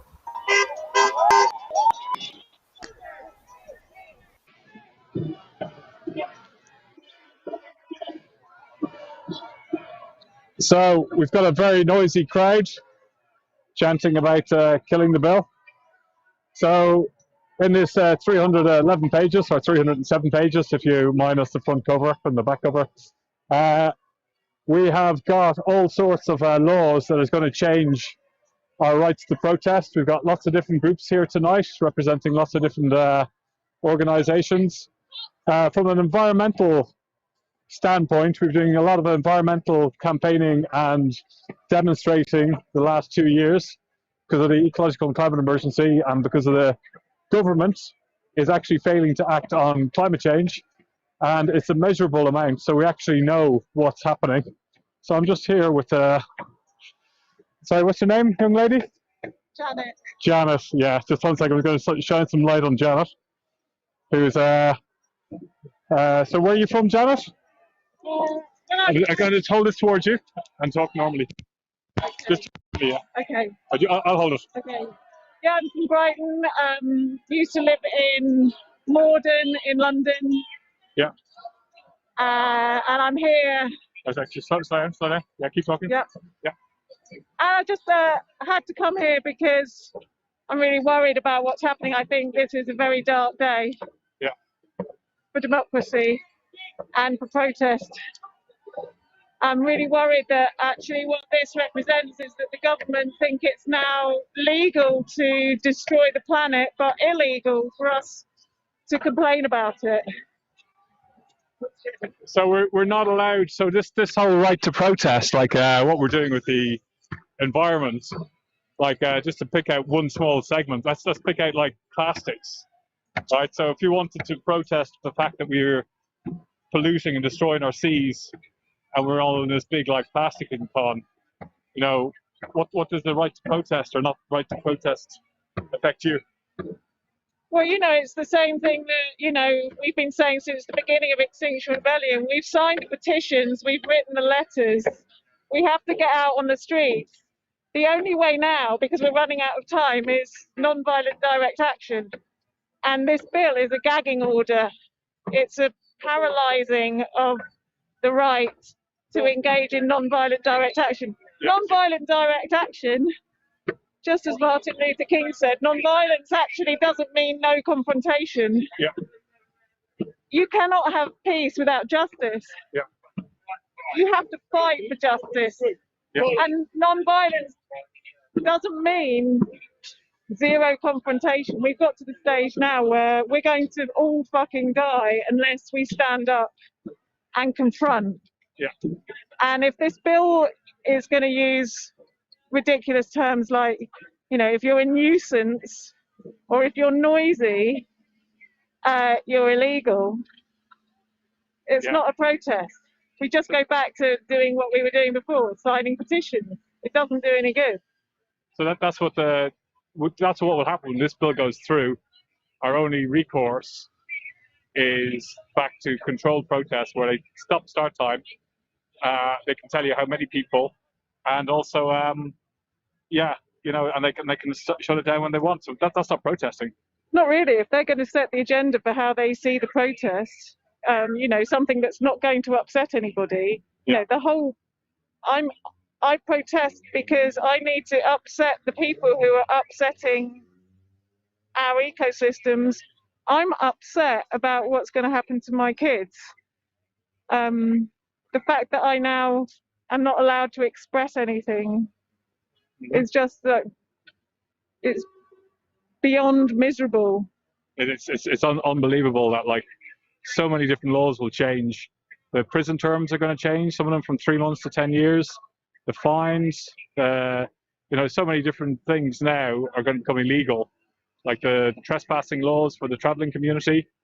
It's affecting so many different marginalized communities and also environmental groups and, you know, Black Lives Matter and, you know, just a whole plethora. Yeah. And yeah, even like the traveling community. And what we're doing, our environmental movement, is calling out the fact that the government are failing us in meeting climate change targets. Well, that's right. We're speaking up for the oppressed. So climate change means oppression. It means... Yeah, actually, like I'm far away. You can take your mask off. It's okay. I am socially distanced, guys, in case you're... Yeah. Climate change means oppression. So if, you know, the causes of climate change are also, you know, causing oppression in the global south. Well, it's oppressing all of us. Yeah. It's oppressing our future generations. Same with Black Lives Matter. Same with women who are protesting against feeling unsafe and violence against women. We now need to come together and protest against this bill, because it's a gagging order for all effective means of protest. And it's happening tonight, it's happening right now. In fact, the first bill's already, you know, been passed. So we're literally witnessing the breakdown of democracy right here, right now. We need people here. I'm quite amazed there aren't more people here. I don't know where everyone is. What's on telly? I just don't think people realise. And people won't realise till all of a sudden they wonder why their friend or brother or sister or even themselves are locked up. You know, we got the highest rate of people in jails in Europe, and they're building mega jails. There's 10 new jails being built, you know, and it's been proven that actually the longer prison sentence you give people doesn't actually deter crime. You know, it doesn't have any effect. Yeah, especially if you're talking about the kind of crime that is protesting against the crimes that are being committed by world governments. Our government is sending us to our deaths. Our government is committing mass murder, and we're not allowed to complain. Yeah. You know, our third demand with XR and with Burning Pink for citizens' assemblies. And if ever there was a time where we need to send the message to people that politicians are failing us right now in that building, we need citizens' assemblies now. People with, you know, expert opinions informing them to make better decisions, I'm sure. And we need that more than ever. And I know there's a young lady who's running for mayor, who her sole objective is to set up citizens' assemblies. Valerie, yeah, and I don't have a flyer, and I don't know where Fahad is because he had a flyer. But yeah, Valerie is running for London Mayor, so 5th of May is when you get to vote. Yeah, what's her name? Valerie Brown, and she's running for Burning Pink, and it's a single issue ticket. If she gets to win, which is obviously a big wish, she will be giving power back to the people in the form of citizens' assemblies with real legislative power. Yeah. Hopefully. So power at back least starting the conversation about it. Yeah. So this is a deliberative democracy, is that the word? That's right, yeah. Yeah. Deliberative democracy, and it's not stopping democracy, it goes alongside existing democracy, but with legally binding powers that the people, through citizens' assemblies, can choose what they want to do for society. Yeah, and obviously the deliberative aspect is that, you know, with informed experts from different sides, it will be a little bit like a jury service. They're going to sit and deliberate and talk to each other. It will bring people from, you know, enormously different backgrounds together to talk and deliberate upon what policy should be in any particular area. And this is like the third demand of Extinction Rebellion is citizens' assemblies, so it ties in really nicely. Yeah. So, and then we've got the first is to tell the truth, and the second is to act now, decarbonise as soon as possible. So we've got a government that's failing us. So the government's own admission by the Committee on Climate Change is that we're on course to fail our carbon budgets by such an extent that we're heading for 3.5 degrees of warming, according to their own government reports from their own government. So we've got tonight now, what's happening, there's a bill coming in, is stopping the rights for people like us to call the government out for its failure on what is the biggest threat facing humanity, the ecological and climate emergency. It's almost unbelievable, isn't it? It is. It's unbelievable. Yeah, I'm speechless, like I really am. It's like, and there's a lot of people out here tonight, anger about like different issues and frustrations, and I think a lot of the frustrations of people not being heard and not being listened to. Yeah. That's why we need citizens' assemblies, that's why we need people in control. Yeah, absolutely. You know, all levels of government, locally and nationally. Yeah, we've been out on the streets today, went to Barking and Dagenham and Havering. Havering, yeah. And we got a pretty strong message from people there that they definitely feel they're not being heard. They definitely feel that politicians are failing them, not listening, and that they could do a better job. Yeah. And obviously we agree. Well, we've seen that. We've just had a health emergency, and we've seen how this government has handled that. And what's coming with the climate emergency is going to be COVID, but every year. You know, so we know what's coming. So we should be planning for what's coming. And we can't argue with science. So we should be working alongside with science to put in place long-term measures that we need to tackle, you know, inequalities, climate change, which also includes climate justice, for the fact that we're actually taking away payments from the poorest countries in the world that we've been supporting, the ones that we actually historically have robbed from and are still robbing through our companies, you know, through extraction. So we need to like readdress all this, and like tonight's bill that we have that's going through, like this police crime sentencing courts 2021 bill that's slipping through Parliament because the Parliament's got a majority, is on the back of calling out a couple of groups saying, Priti Patel saying we have to deal with these people who are upsetting normal people, and calling out for the fact is like upsetting a printing press for 12 hours that happens to be owned by a billionaire who she hangs out with and has been attended like dinners together and a wedding together. And you just wonder who's controlling who and who's actually in charge here. And we're learning about, Extinction Rebellion's been calling out these government independent think tanks that are influencing governments, and they don't like it. They don't like the fact that we know their game, we know what's happening.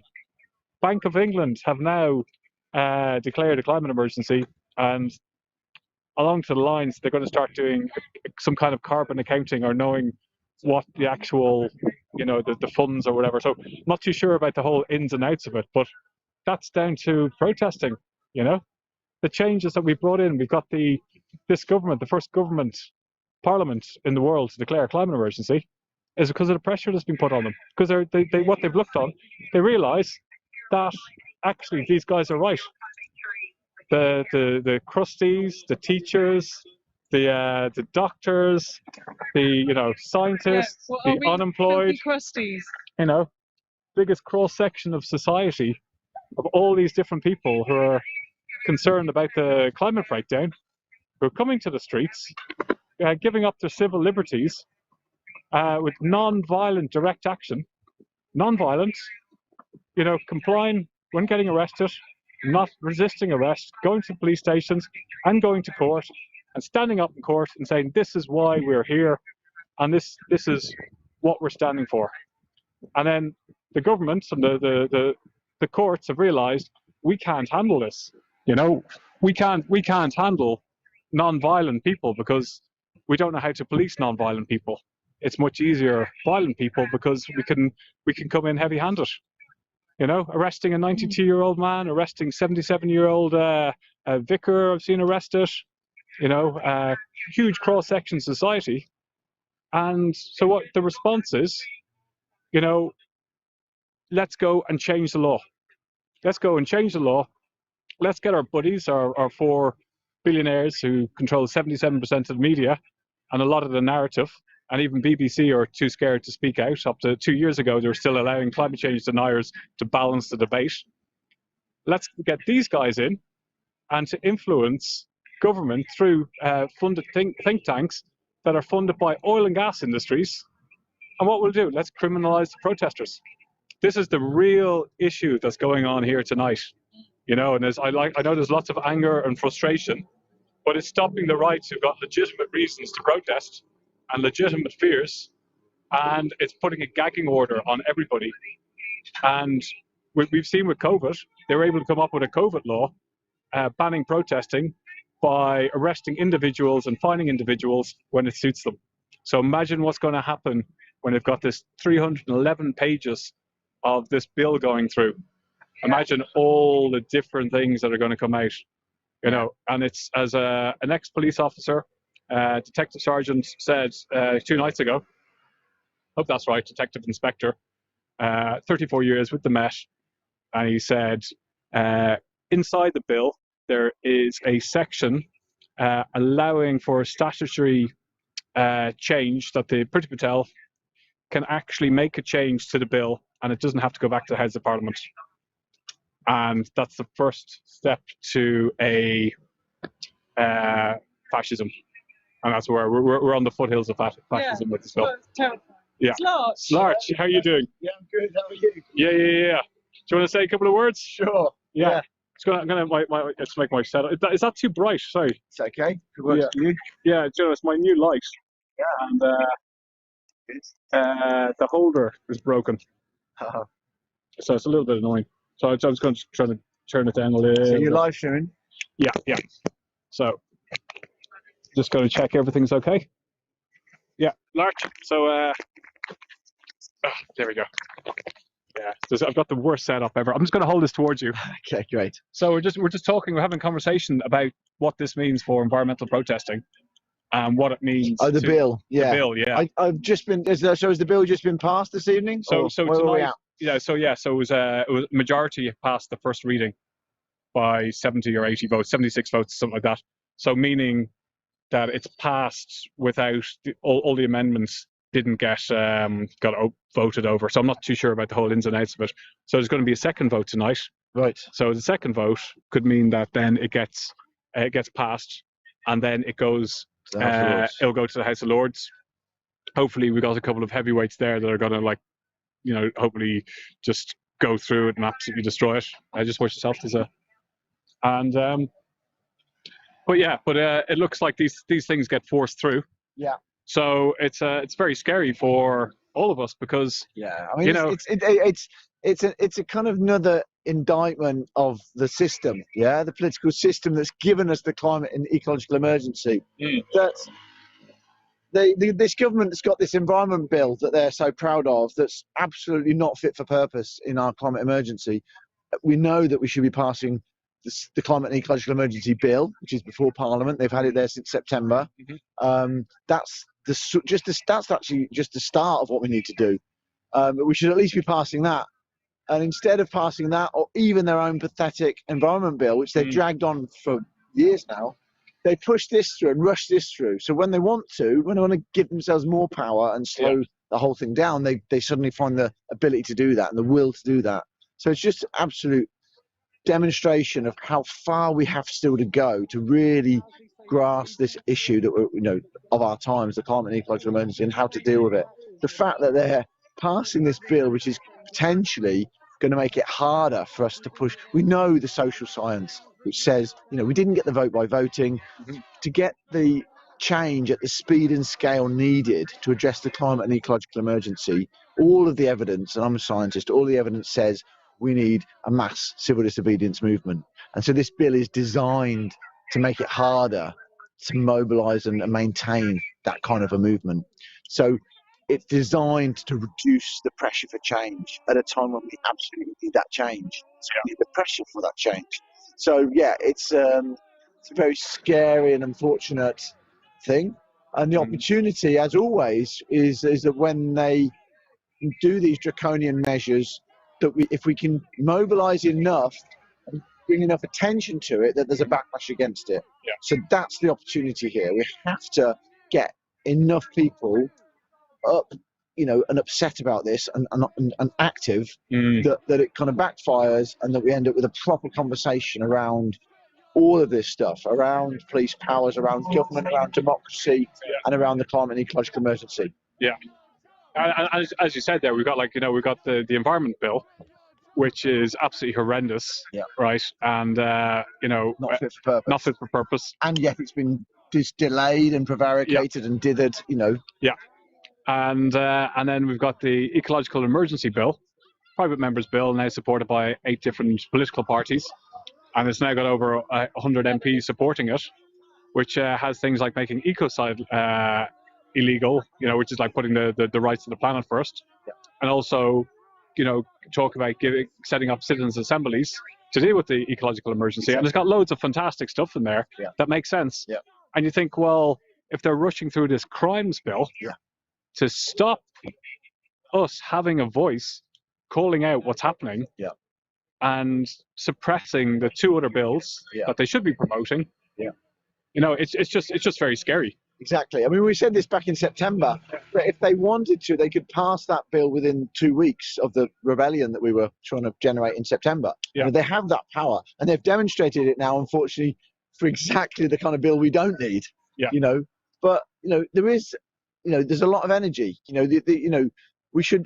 The reason I took the time and dropped all the other things I need to be doing right now to come out and support these young, particularly young women that are initiating these actions over the last four or 5 days, is because this is a potential moment of the whirlwind. You know, the repression we saw on Saturday has generated that backlash and generated that energy, and so we need to look at how we can harness that and build on that. You know, and that's, I think there's a big question now going forward. It was always inevitable they're going to pass this bill. Yeah. So what we ideally would have been doing over the last few days is going, well, what are we going to do when they pass the bill? And so I'm very much hoping that we'll get more people active tomorrow than we've had yesterday and today, and that we carry on building that pressure for change, because a lot of people have been exposed to, you know, different perspectives today. You know, like some of the speakers at Parliament Square were really brilliant, really inspiring, really provocative, saying, you know, quite rightly saying, look, we as black women have been out for months and being, you know, victims of police repression. Where were you then? Why does it take the death of a white woman for everyone to get up in arms? What about all the times all of these black women have been killed? You know, and so I think a lot of people are starting to realise, you know, that we need to bring more energy into this whole area, and a lot of the like I shared a video yesterday with 3 women, really amazing women speakers that I just bumped into after the demo. And they were all saying, and if you come here, you speak to people, they say the same thing. It's like, we need one, you know, the movement of movements work with XR is vital now. It's all about coming together collectively and working through difference, working through, you know. So I never really join in, you know, with ACAB, for example, because for me, all cops are people. And it's a racist police force, and it's another example of the system change that we need. But you know, but we have to, you know, work with that difference. So I understand that people are, you know, some people, you know, in the group that are around tonight, you know, they're, you know, chanting certain things that I wouldn't get behind. But if it doesn't mean I want to just not work with them, because we all have to work together across these differences. And it's learning about the problems that they face, and exactly, and have that humility and openness. Exactly. And the last couple of days of like actually really listening. Actually, I suppose it was last year in Brixton of you know, going to the speeches there, like learning like a phenomenal amount. You know, and it's this understanding, and as you said, so it's actually building what we've got in common. You know, focusing what we've got in common, not what the differences are, and understanding the struggles that they have, and the oppression, and the reason why they're so outspoken in certain reasons. And then you hear like what's actually happened, and then you go, well, if you were in their shoes, you'd be as mad as hell. You know. You know, and it's true. Same with the woman. Was it the Women Against Rape? The speaker today. You know, all of these different groups that, you know, they're exposed to. You know, within the climate and ecological emergency, we're exposed and have to expose ourselves more and more to the horrific facts and realities of that and the science around that. But they're facing in a similar way the statistics and the facts around different forms of oppression, and we have to bring all that information together and recognise there's a common cause there. There's a common.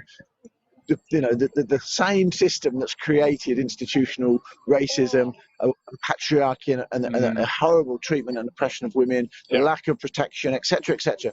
It's the same system that's created the ecological emergency. We're all victims of the same system. You know, know, and all part of that same system, and all different effects. Exactly, and all required now to step up and address that system and change that system. Well, we've got our work cut out for us. You know, so always good seeing you. Don't know which way people are going. The march is heading to Piccadilly Circus. Oh, is it? Yeah. Head out pretty soon. Just to check in with Director Vlad, just to check everything's okay. Director Vlad? Hey. Yeah. Okay. So yeah. So just we're gonna cut to the front of the march here. Just signing off from 10 Downing Street, where we've just been having a chat about what the bill means to the environmental movements.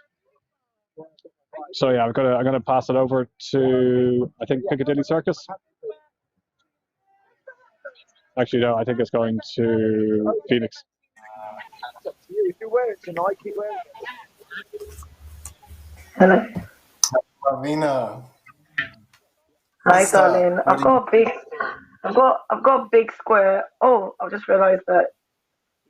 I'm gonna just move that there. How are you doing, my brother? Yeah, Marvina, what do you think about what's happened tonight? I just feel like knowing UK's history and knowing that UK's history is rooted in change around protest, and to see that the only way the people's voices are heard is through being able to fight to get that influence. And now to know that the backs of just thinking about, the peasants' revolution, thinking about the gunpowder plots, you think about the fact that the spring riots around the campaign over slave trade, if we didn't have protests, you would not be able to have the change of me and you sitting here talking about things. I need to show that the British system, I need the British people to understand that this fight, killing the bill, is about them. It's about them, their fundamental right to have a voice and influence. You need to think about the suffragettes campaign. You need to think about the Northern Ireland, between Northern Ireland and 1968 to like 1998. These things are your history. And today, your history just got erased. Your freedom got taken. And I just wanted to paint that picture first, so people understand. Yeah. People understand absolutely. when we are screaming for it, it means something to us. But like, what do you feel? Yeah, again, I'm horrified, and it feels like the death of democracy. And to kind of go on to the point that I think was raised in the last interview, we have seen together so many different groups come together today to fight against this.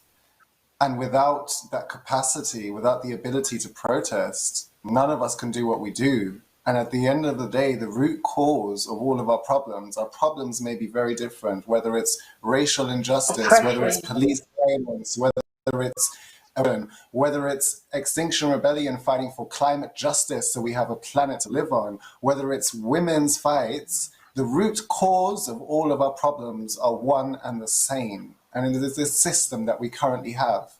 And the only way that we have to fight back is to protest, right?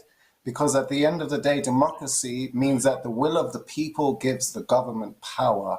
And when we as the people feel that this power is being abused, and when we feel that the government no longer holds our democratic mandate that we have given them, our recourse of action is to take to the streets and protest. And now that that has been taken away from us, what is going to come next is my question. Now that we cannot protest and raise our voices and say we don't agree with this, what are they going to do next to us? Say, for example, Boris Johnson loses the next election and chooses to remain in power. How can we say no when the police can arrest us and throw us in jail?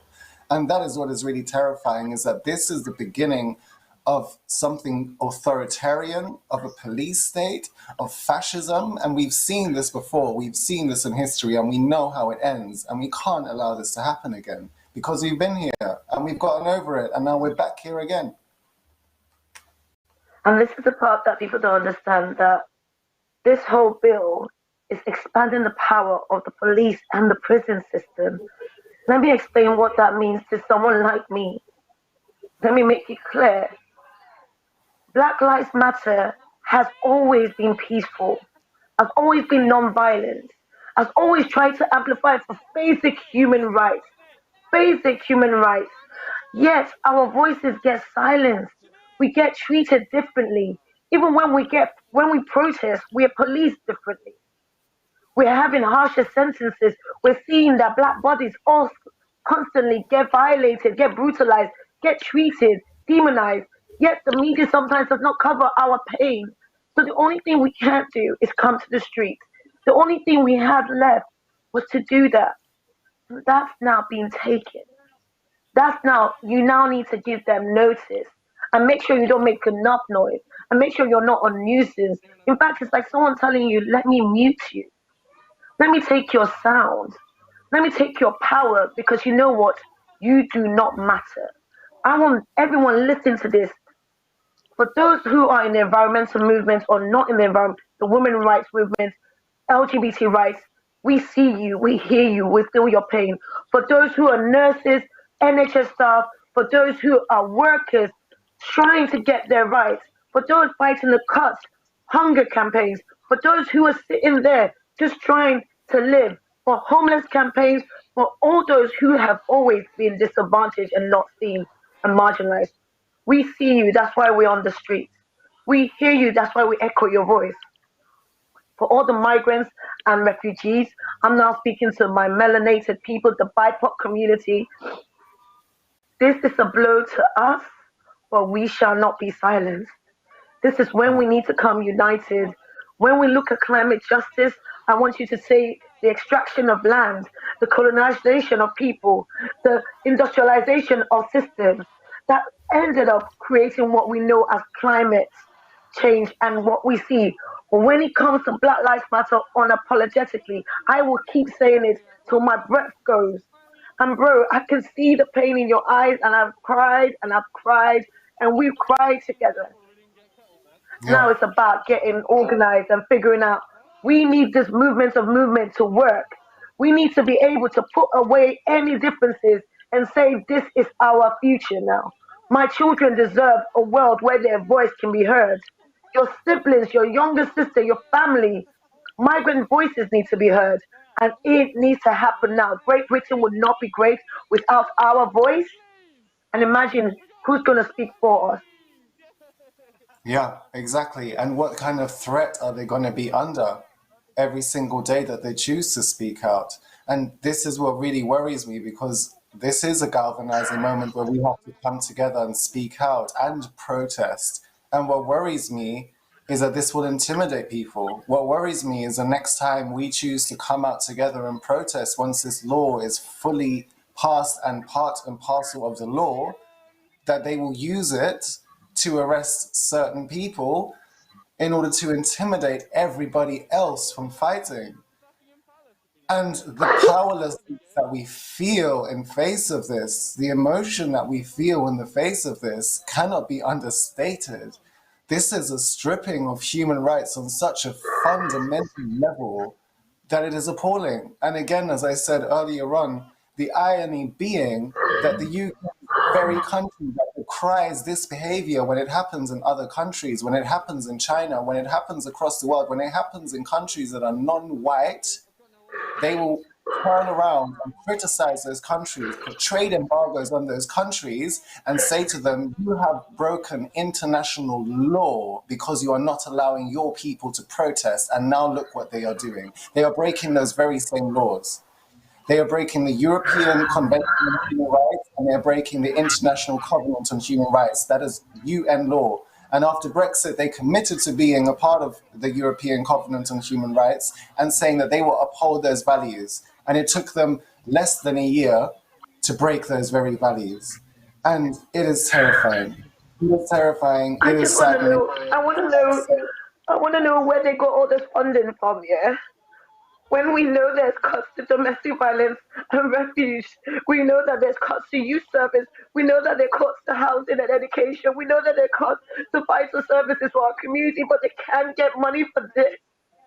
We know that the health disparity means BAME people are more susceptible to COVID, and yet we've not been able to figure and investigate what the health disparity that is causing us to be more susceptible to this. We know that mental health services are suffering through COVID and we are isolated, but they have the time. When the environmental bill that we tried to get in 1st of September during the rebellion, They said they couldn't do it this quick, right? Within how many days have they been able to table this down? Let me talk about the fact that you don't understand these tears are because the only thing we have as black people left is for us to go to the street. It's for us to work together and be able, because we have gone through the public system. We have done everything we are meant to do. We have campaigned. We have tried. And the master's tool does not work for us. Yeah. 14 dead and nothing said. Nuclear fire. Let's talk about the cables. Let's talk about Brixton riots. Let's talk about all that things we had to do to get seen. And now Yeah. you tell us. Yeah. When It's it comes to horrific. keeping it. And they called us the domestic terrorists because of what? Because we're fighting for human rights. We're fighting for the environment. I say to all those sitting at home listening to this, there's so much that we have in common. Please forget about what the system tries to make us separated. We are one part of one human race. Listen, race is a construct that was made. I'm just a little bit melanated. That's it. I was born on the other side of the equator. That's it. All humans come from Africa. That's fact. So please listen. This is not the time. This is not the time for you to look at my skin color or listen to my gender or what I don't have. For all the trans community, for all those who have been labeled, I say you are seen, and we need to be united. Yeah. And it's sad as well because I feel on behalf of all of us, I have to give a huge, we told you so, because we warned you, and this happened over and over again. We warn you that they come for us first and they silence us first. But when they silence us, they will eventually turn around and use those same things for you. And the same way Priti Patel said that her reason for passing this law was Extinction Rebellion and Black Lives Matter, we still have a Everard's vigil, and we will continue to see what happens, regardless of what happens with any kind of protest. It could be about housing, it could be about any issue that affects any person in this country. The same law that was made to target us will be used against you as well. And this is the part where we have to put aside all those differences, as you said, and come together and understand that this is a moment for us to really and truly unite and stand up together and say, this cannot happen. This is the very foundation of democracy that is imperiled by this law. And if it passes, our democracy is dead. It is that simple. I want to use this opportunity. I understand that what's made everybody notice this is because Sarah died. I understand. Yeah. I feel her parents' pain. I know this hurts. But when I cry for the fact that Blessing died. Yeah. Yeah. Phoebe died. Yeah. Sarah Reed died. Yeah. There's so many women that look like me that are dead and nobody came out to protest for me. So if I go tomorrow, would you march for me? Yeah. Would you see me? Justice for Shukri How Abdi. many trans community died? Exactly. How many black trans people died? Exactly. And nobody. But you know what? Now they've seen what we've been saying for years. We've been saying this for years. This system does not work. This system does not work. You keep talking about fixing it. It doesn't work. Corrupt system. It is a corrupt system. It's rotten to the core. It is. Let's call a spade a spade. The one that makes my black brother as Nubian and handsome and brilliant as you are, they see you as a threat. Yeah. And you see me now, you're going to say I'm angry. I'm not angry, I'm tired. I want to take the mask off. I want to take the cape off. I don't want to be your superwoman. Now I need all of us to fight for this. I need you to fight for me, even though I don't look like you. I know you're at home, you're talking, sign the petition, write to your MPs, get something done. We can't even teach this in school no more. We can't even fight for rights. You think this is just the start? If they get this bill passed, we will not be able to talk about our issues. How are we going to do it, bro? How are we this gonna is do what this, terrifies bro? us Bro, I as don't well. This know. is the second year of this government, the second year. There are 3 more years to go until the next national election. And they have stripped away our right to protest. What is going to happen in the next 3 years? And also, this is a moment where I would like to mention that the whole reason why the Conservative Party is in power is because after Brexit, they stripped the right of 3.4 million EU citizens who are legal residents of the United Kingdom to be able to have a vote in the election. 3.4 million people that would have probably been the majority voted for a party other than the Conservatives. So already that was the very first thing that they did to strip away voters' rights. To strip away voters' rights. And the next thing that they did was lock out certain journalists from 10 Downing Street. So this is a repeat and part of a pattern of behavior by this government, which they have now extended by taking away our right to protest. So what comes next? This is the other thing I would like to think people at home to think about. What comes next? What will they do next to all of us? Every single person that calls this country a home. I have to It is also say terrifying. things to. I want to say Richard Bergen from Leeds, from my local constituent, like my local city, Leeds. He made sure he advocated for Black Lives Matter, Extinction Rebellion, and all these other. So all those MPs who are still in there fighting for us, please keep speaking because you're our only voice in there right now.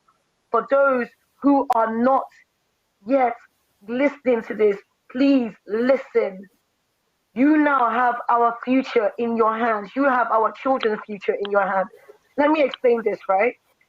We know that 58 Met police and staff have faced sexual assault, right? We know that there's misconduct hearings in the past 19 months, 58. From 2012 to 2018, 562 officers were accused of sexual assault. Hear that fact. Only 43 cases face proceedings. It gets better. The conviction rate for police officer is 3.9%. The police protect their own. We have to protect ours. This is what our right is. This is what we can do. It has been found that the police encourages victims to withdraw allegations to boost detection rates from 2008 to 2009. We keep talking about these exhaustive tactics that ends the amount of cases or stories. We know that Black activists are being threatened by police. We know that they are being monitored. We know that they're being followed. We know that they're told not to even come to protest. We know that yet we're seen and we're treated differently when we protest. But yet, who's going to listen to us now? Who's going to hear our story? Who's going to care? And with this bill coming through, it's only going to get worse.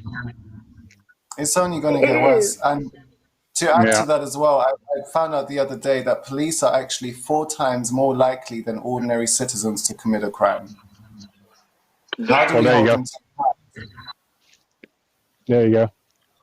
So. Further to this, when women or Black people and other oppressed groups, right, organize to resist violence, and the police represses their movements, that's the history we have now in the UK. That now be actively creating the violence towards those who have a voice and influence. The police violence needs to end.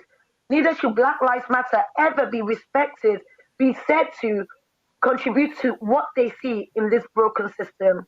We have done as much as we can to amplify the voices of those who not. And we don't speak for all Black people, but we speak united all time, calling that we matter, your voice matters, and stand united in this. This is a movement of movements in solidarity. And thank you for going out there, do it daily, risking your life, because that's the only way change is going to come. And we're not taking this line down at all. Absolutely not, no. Yeah, well said. It's this is actually really showing it's a movement of movements, and people are rising up and coming together. And we've been singled out before, and you've been singled out before, and now we're getting to swap notes, and we're learning from each other, because what's going to happen is this bill as you guys have been pointing out, you know, it's taking away our rights, our rights to have a voice and to actually challenge the laws that are in place and the establishments. And what's happening in this building right now behind me, it's got nice and silent here, but there's still like a lot of police cars going up and down. You know, so this time tomorrow, this bill has gone through its second reading, and people have voted a majority so far to support this bill. So we're living in very scary times, and we need to all unite and work together, because what we're learning is the different causes of like climate injustice is a social injustice, and the injustices that like, you know, blacks have been facing for centuries, you know. And so I thought it very fitting to walk back down here at the foot of Nelson Mandela, and just showed what can actually be done, you know, and calling out injustice. And that's what we need to do, you know. We need to be working together, and you know, and doing more of these, and learning from each other, because the guys in power here, or the people in power here, you know, from that bill that's going through, it's only going to marginalize people more and isolate people, and right down to one person making noise can be arrested. The nurse protesting, she could face 10 years in jail for protesting for, you know, fair pay. So yeah, absolutely shocking And times. this is the scary part of it. And this is the scary part of this. And I want everybody to listen. We might not like each other. We might not agree on everything. We might look at each other's movements and see little cracks and say, you know what, I don't like what you're doing. But do you know what you can do? Instead of throwing stones, go there and say, how do we work together? How do I improve you? How do I share best practice? How do I share resources? How do I make sure I amplify your voice while you amplify mine? For long, they've tried to call us left. They tried to call us radical, when all we have done is fight for environment, fight for our voices, fight for young people, fight for women. And now we've criticized each other. We've seen each other as the other. No more should we do that. We should see each other as comrades in this battle, United. in this fight, united for our voice. We want to kill the bill, but the only way we can do that is when we can try to sing from at least the same hymn shit. We just want to kill this bill and be able to be, just to be able to have a voice and influence, and that's it. And it can be done. It can be done, and it can be done. Absolutely. Well, tomorrow is another day. Is we're gonna hear about who voted for what, but we know what we need to be doing. We need to be working together, and so everything that we do is, you know, this establishment here that's behind us, and the laws that are coming in place is gonna affect everybody. And people who don't even know about this don't even know they're going to be affected. No, and the only time they're going to know they're affected is all of a sudden when they just think, oh, hold on a sec, what's happened here, you know? And within the law, with the bill, Priti Patel is allowed to change and put in statutory amendments within the bill, and that means that, like, once it goes through, it goes, well, do you know what? I'm just going to go and change the rules. That, like, you know, I don't like this. I'm going to tighten the screws, and I'm just going to make certain parts of it like harsher on different people. And we saw that with COVID. You know, people getting fined, protesting by themselves. I was by myself. I got fined. I know other people were actually arrested for COVID. People getting £10,000 fines for COVID, and that's on a health emergency. And what's coming down the road with the ecological climate emergency? It's COVID every single year. And what's going to happen is the people who are already marginalised, you know, are going to get marginalised more and pushed out to the extreme. So we've got to be calling this out now.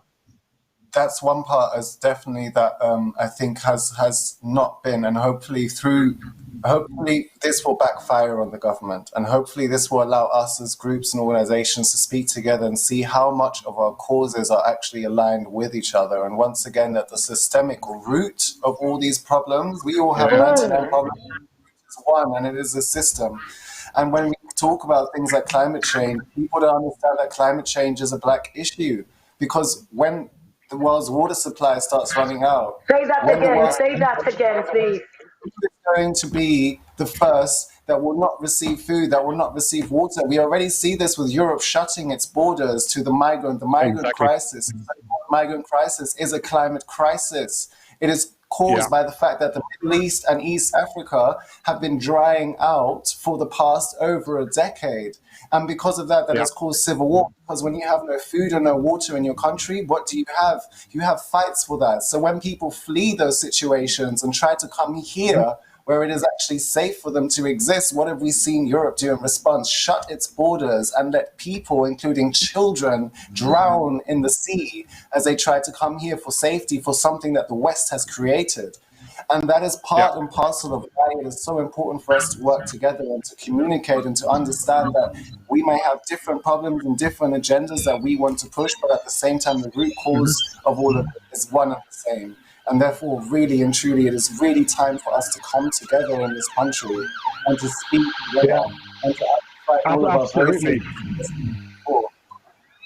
Absolutely, yeah. People don't remember. Go on. No, I was going to say southern Madagascar is now having more and more droughts.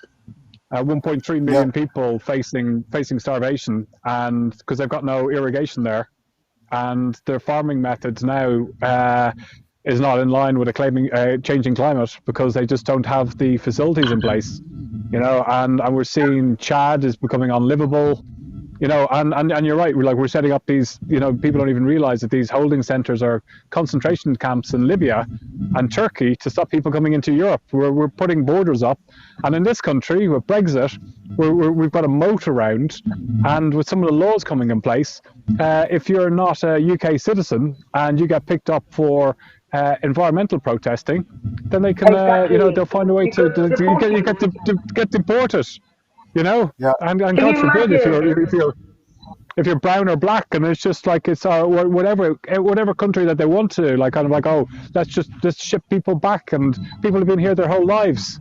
So we're, it's absolutely disgraceful what's happening. Windward generation. We don't even have a way to talk about. We can't talk about climate refugees. We can't talk about the fact that Grenada is going under. We can't talk about the rising sea levels around Guyana. We can't talk about the fact that the tornadoes in Jamaica. We can't talk about the fact that Nigeria are going 9. We can't talk about the fact that if we are not able to protest and use those voices, the cable. It's just so tiring when you think about it. The really scary thing is other countries, like, in Ghana and South Africa, and where people get murdered for protesting, and even like in Brazil, where the frontline protectors are getting murdered weekly, right? We here in the United Kingdom have laws in place that we should be like a pillar that's sending our good practices to other countries. So if they erode our right to protest and silence us, who is going to protect these people in Ghana and the Niger Delta, and all the countries where they don't have a voice? Think about the NSAS protest. Think about NSAS protest. Remember, the British government was condemning Nigeria for the NSAS and looking into it when they actually were the ones that trained the NSAS. Now it comes to light.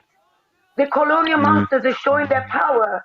They're repeating history. They're becoming exactly the villain in the story that we knew they were.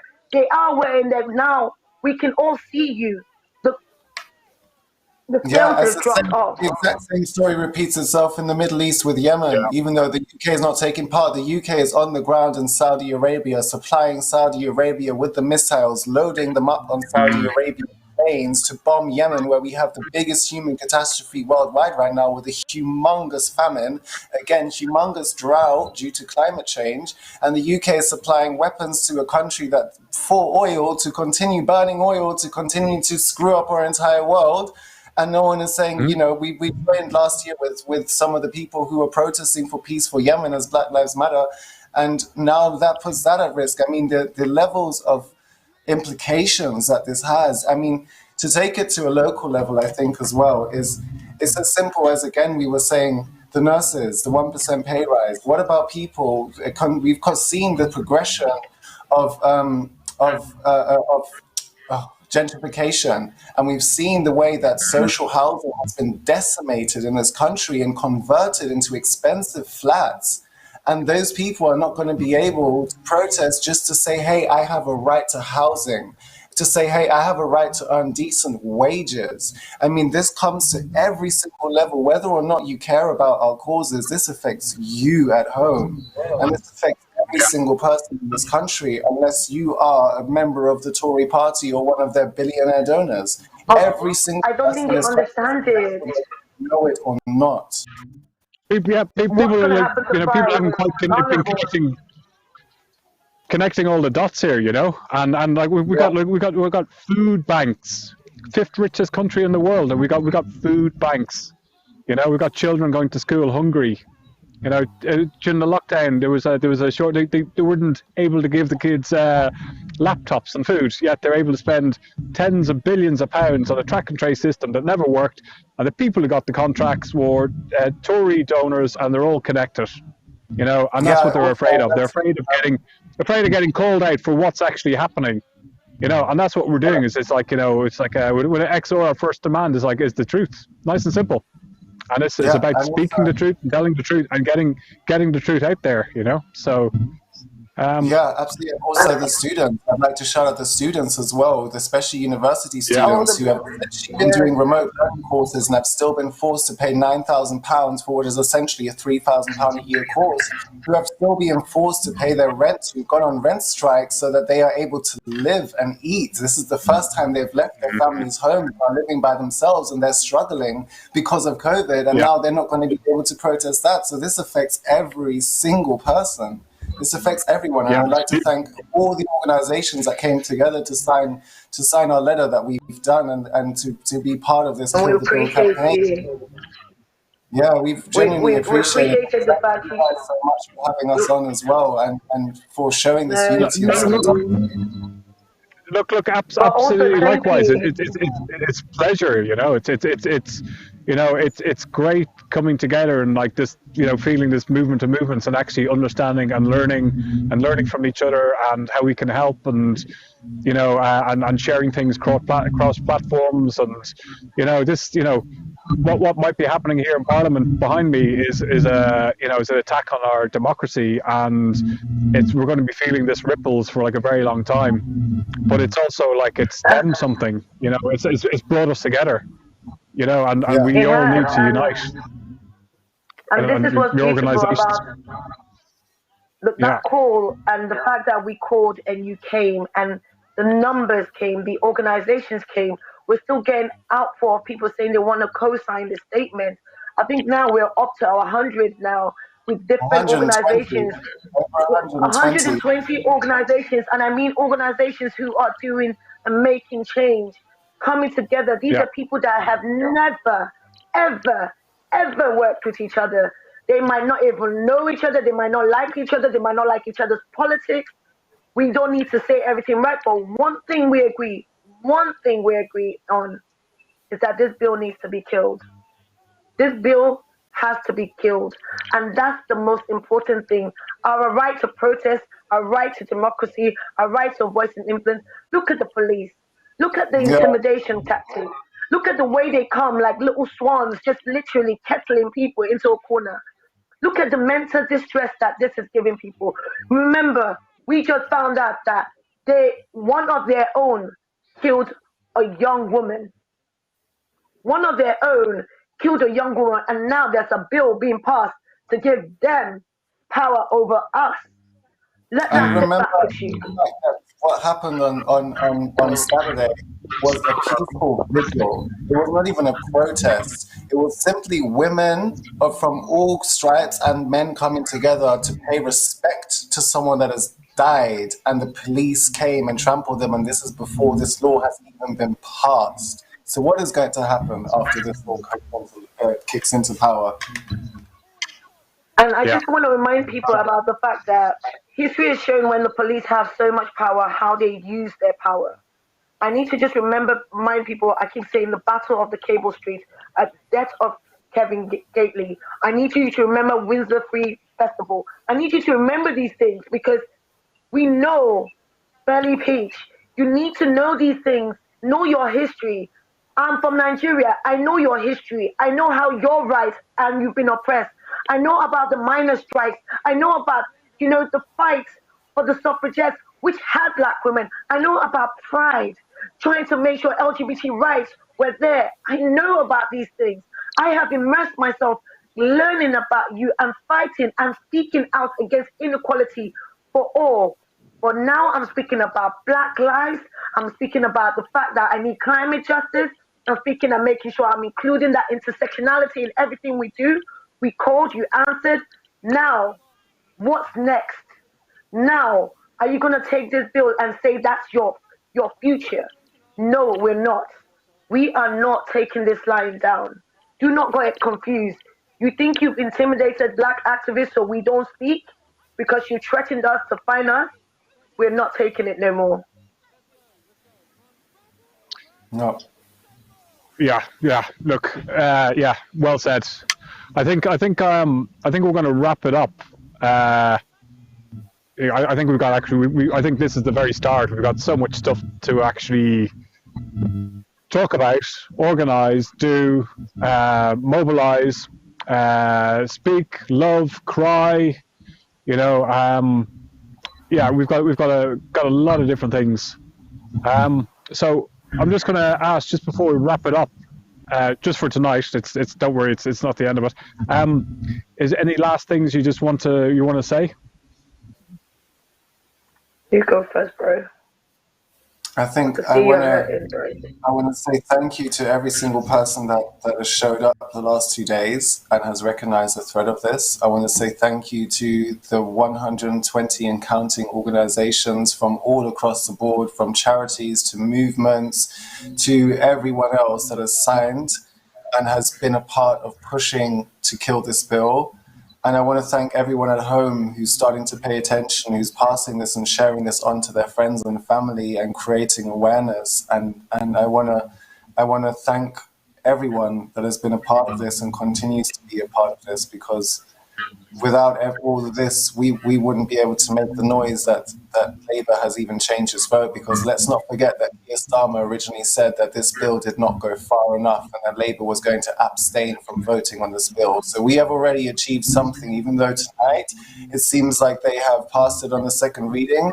We are already making waves and already making noise, and it has to continue. And that's what I think is the last thing that I would want to leave people with. Your words are so eloquent. Thank you. Thank you. I want to say that my brother has spoken so eloquently, as said, but I'm going to take this moment to also thank Black Lives Matter, all the Black Lives Matter groups in the UK, every single one of you, in all shapes and forms, all the Black-led organizations, all the not-for-profits, all those who have been campaigning, that have been changing lives in this country. I also want to thank Extinction Rebellion, and I'll tell you, we have been used as the villains that they've used to build a case, when all we've done is fight for this right for this country, for us as humans and civilization. They've used us and they've turned us against others, and they try to make us seem like these two have caused. We haven't.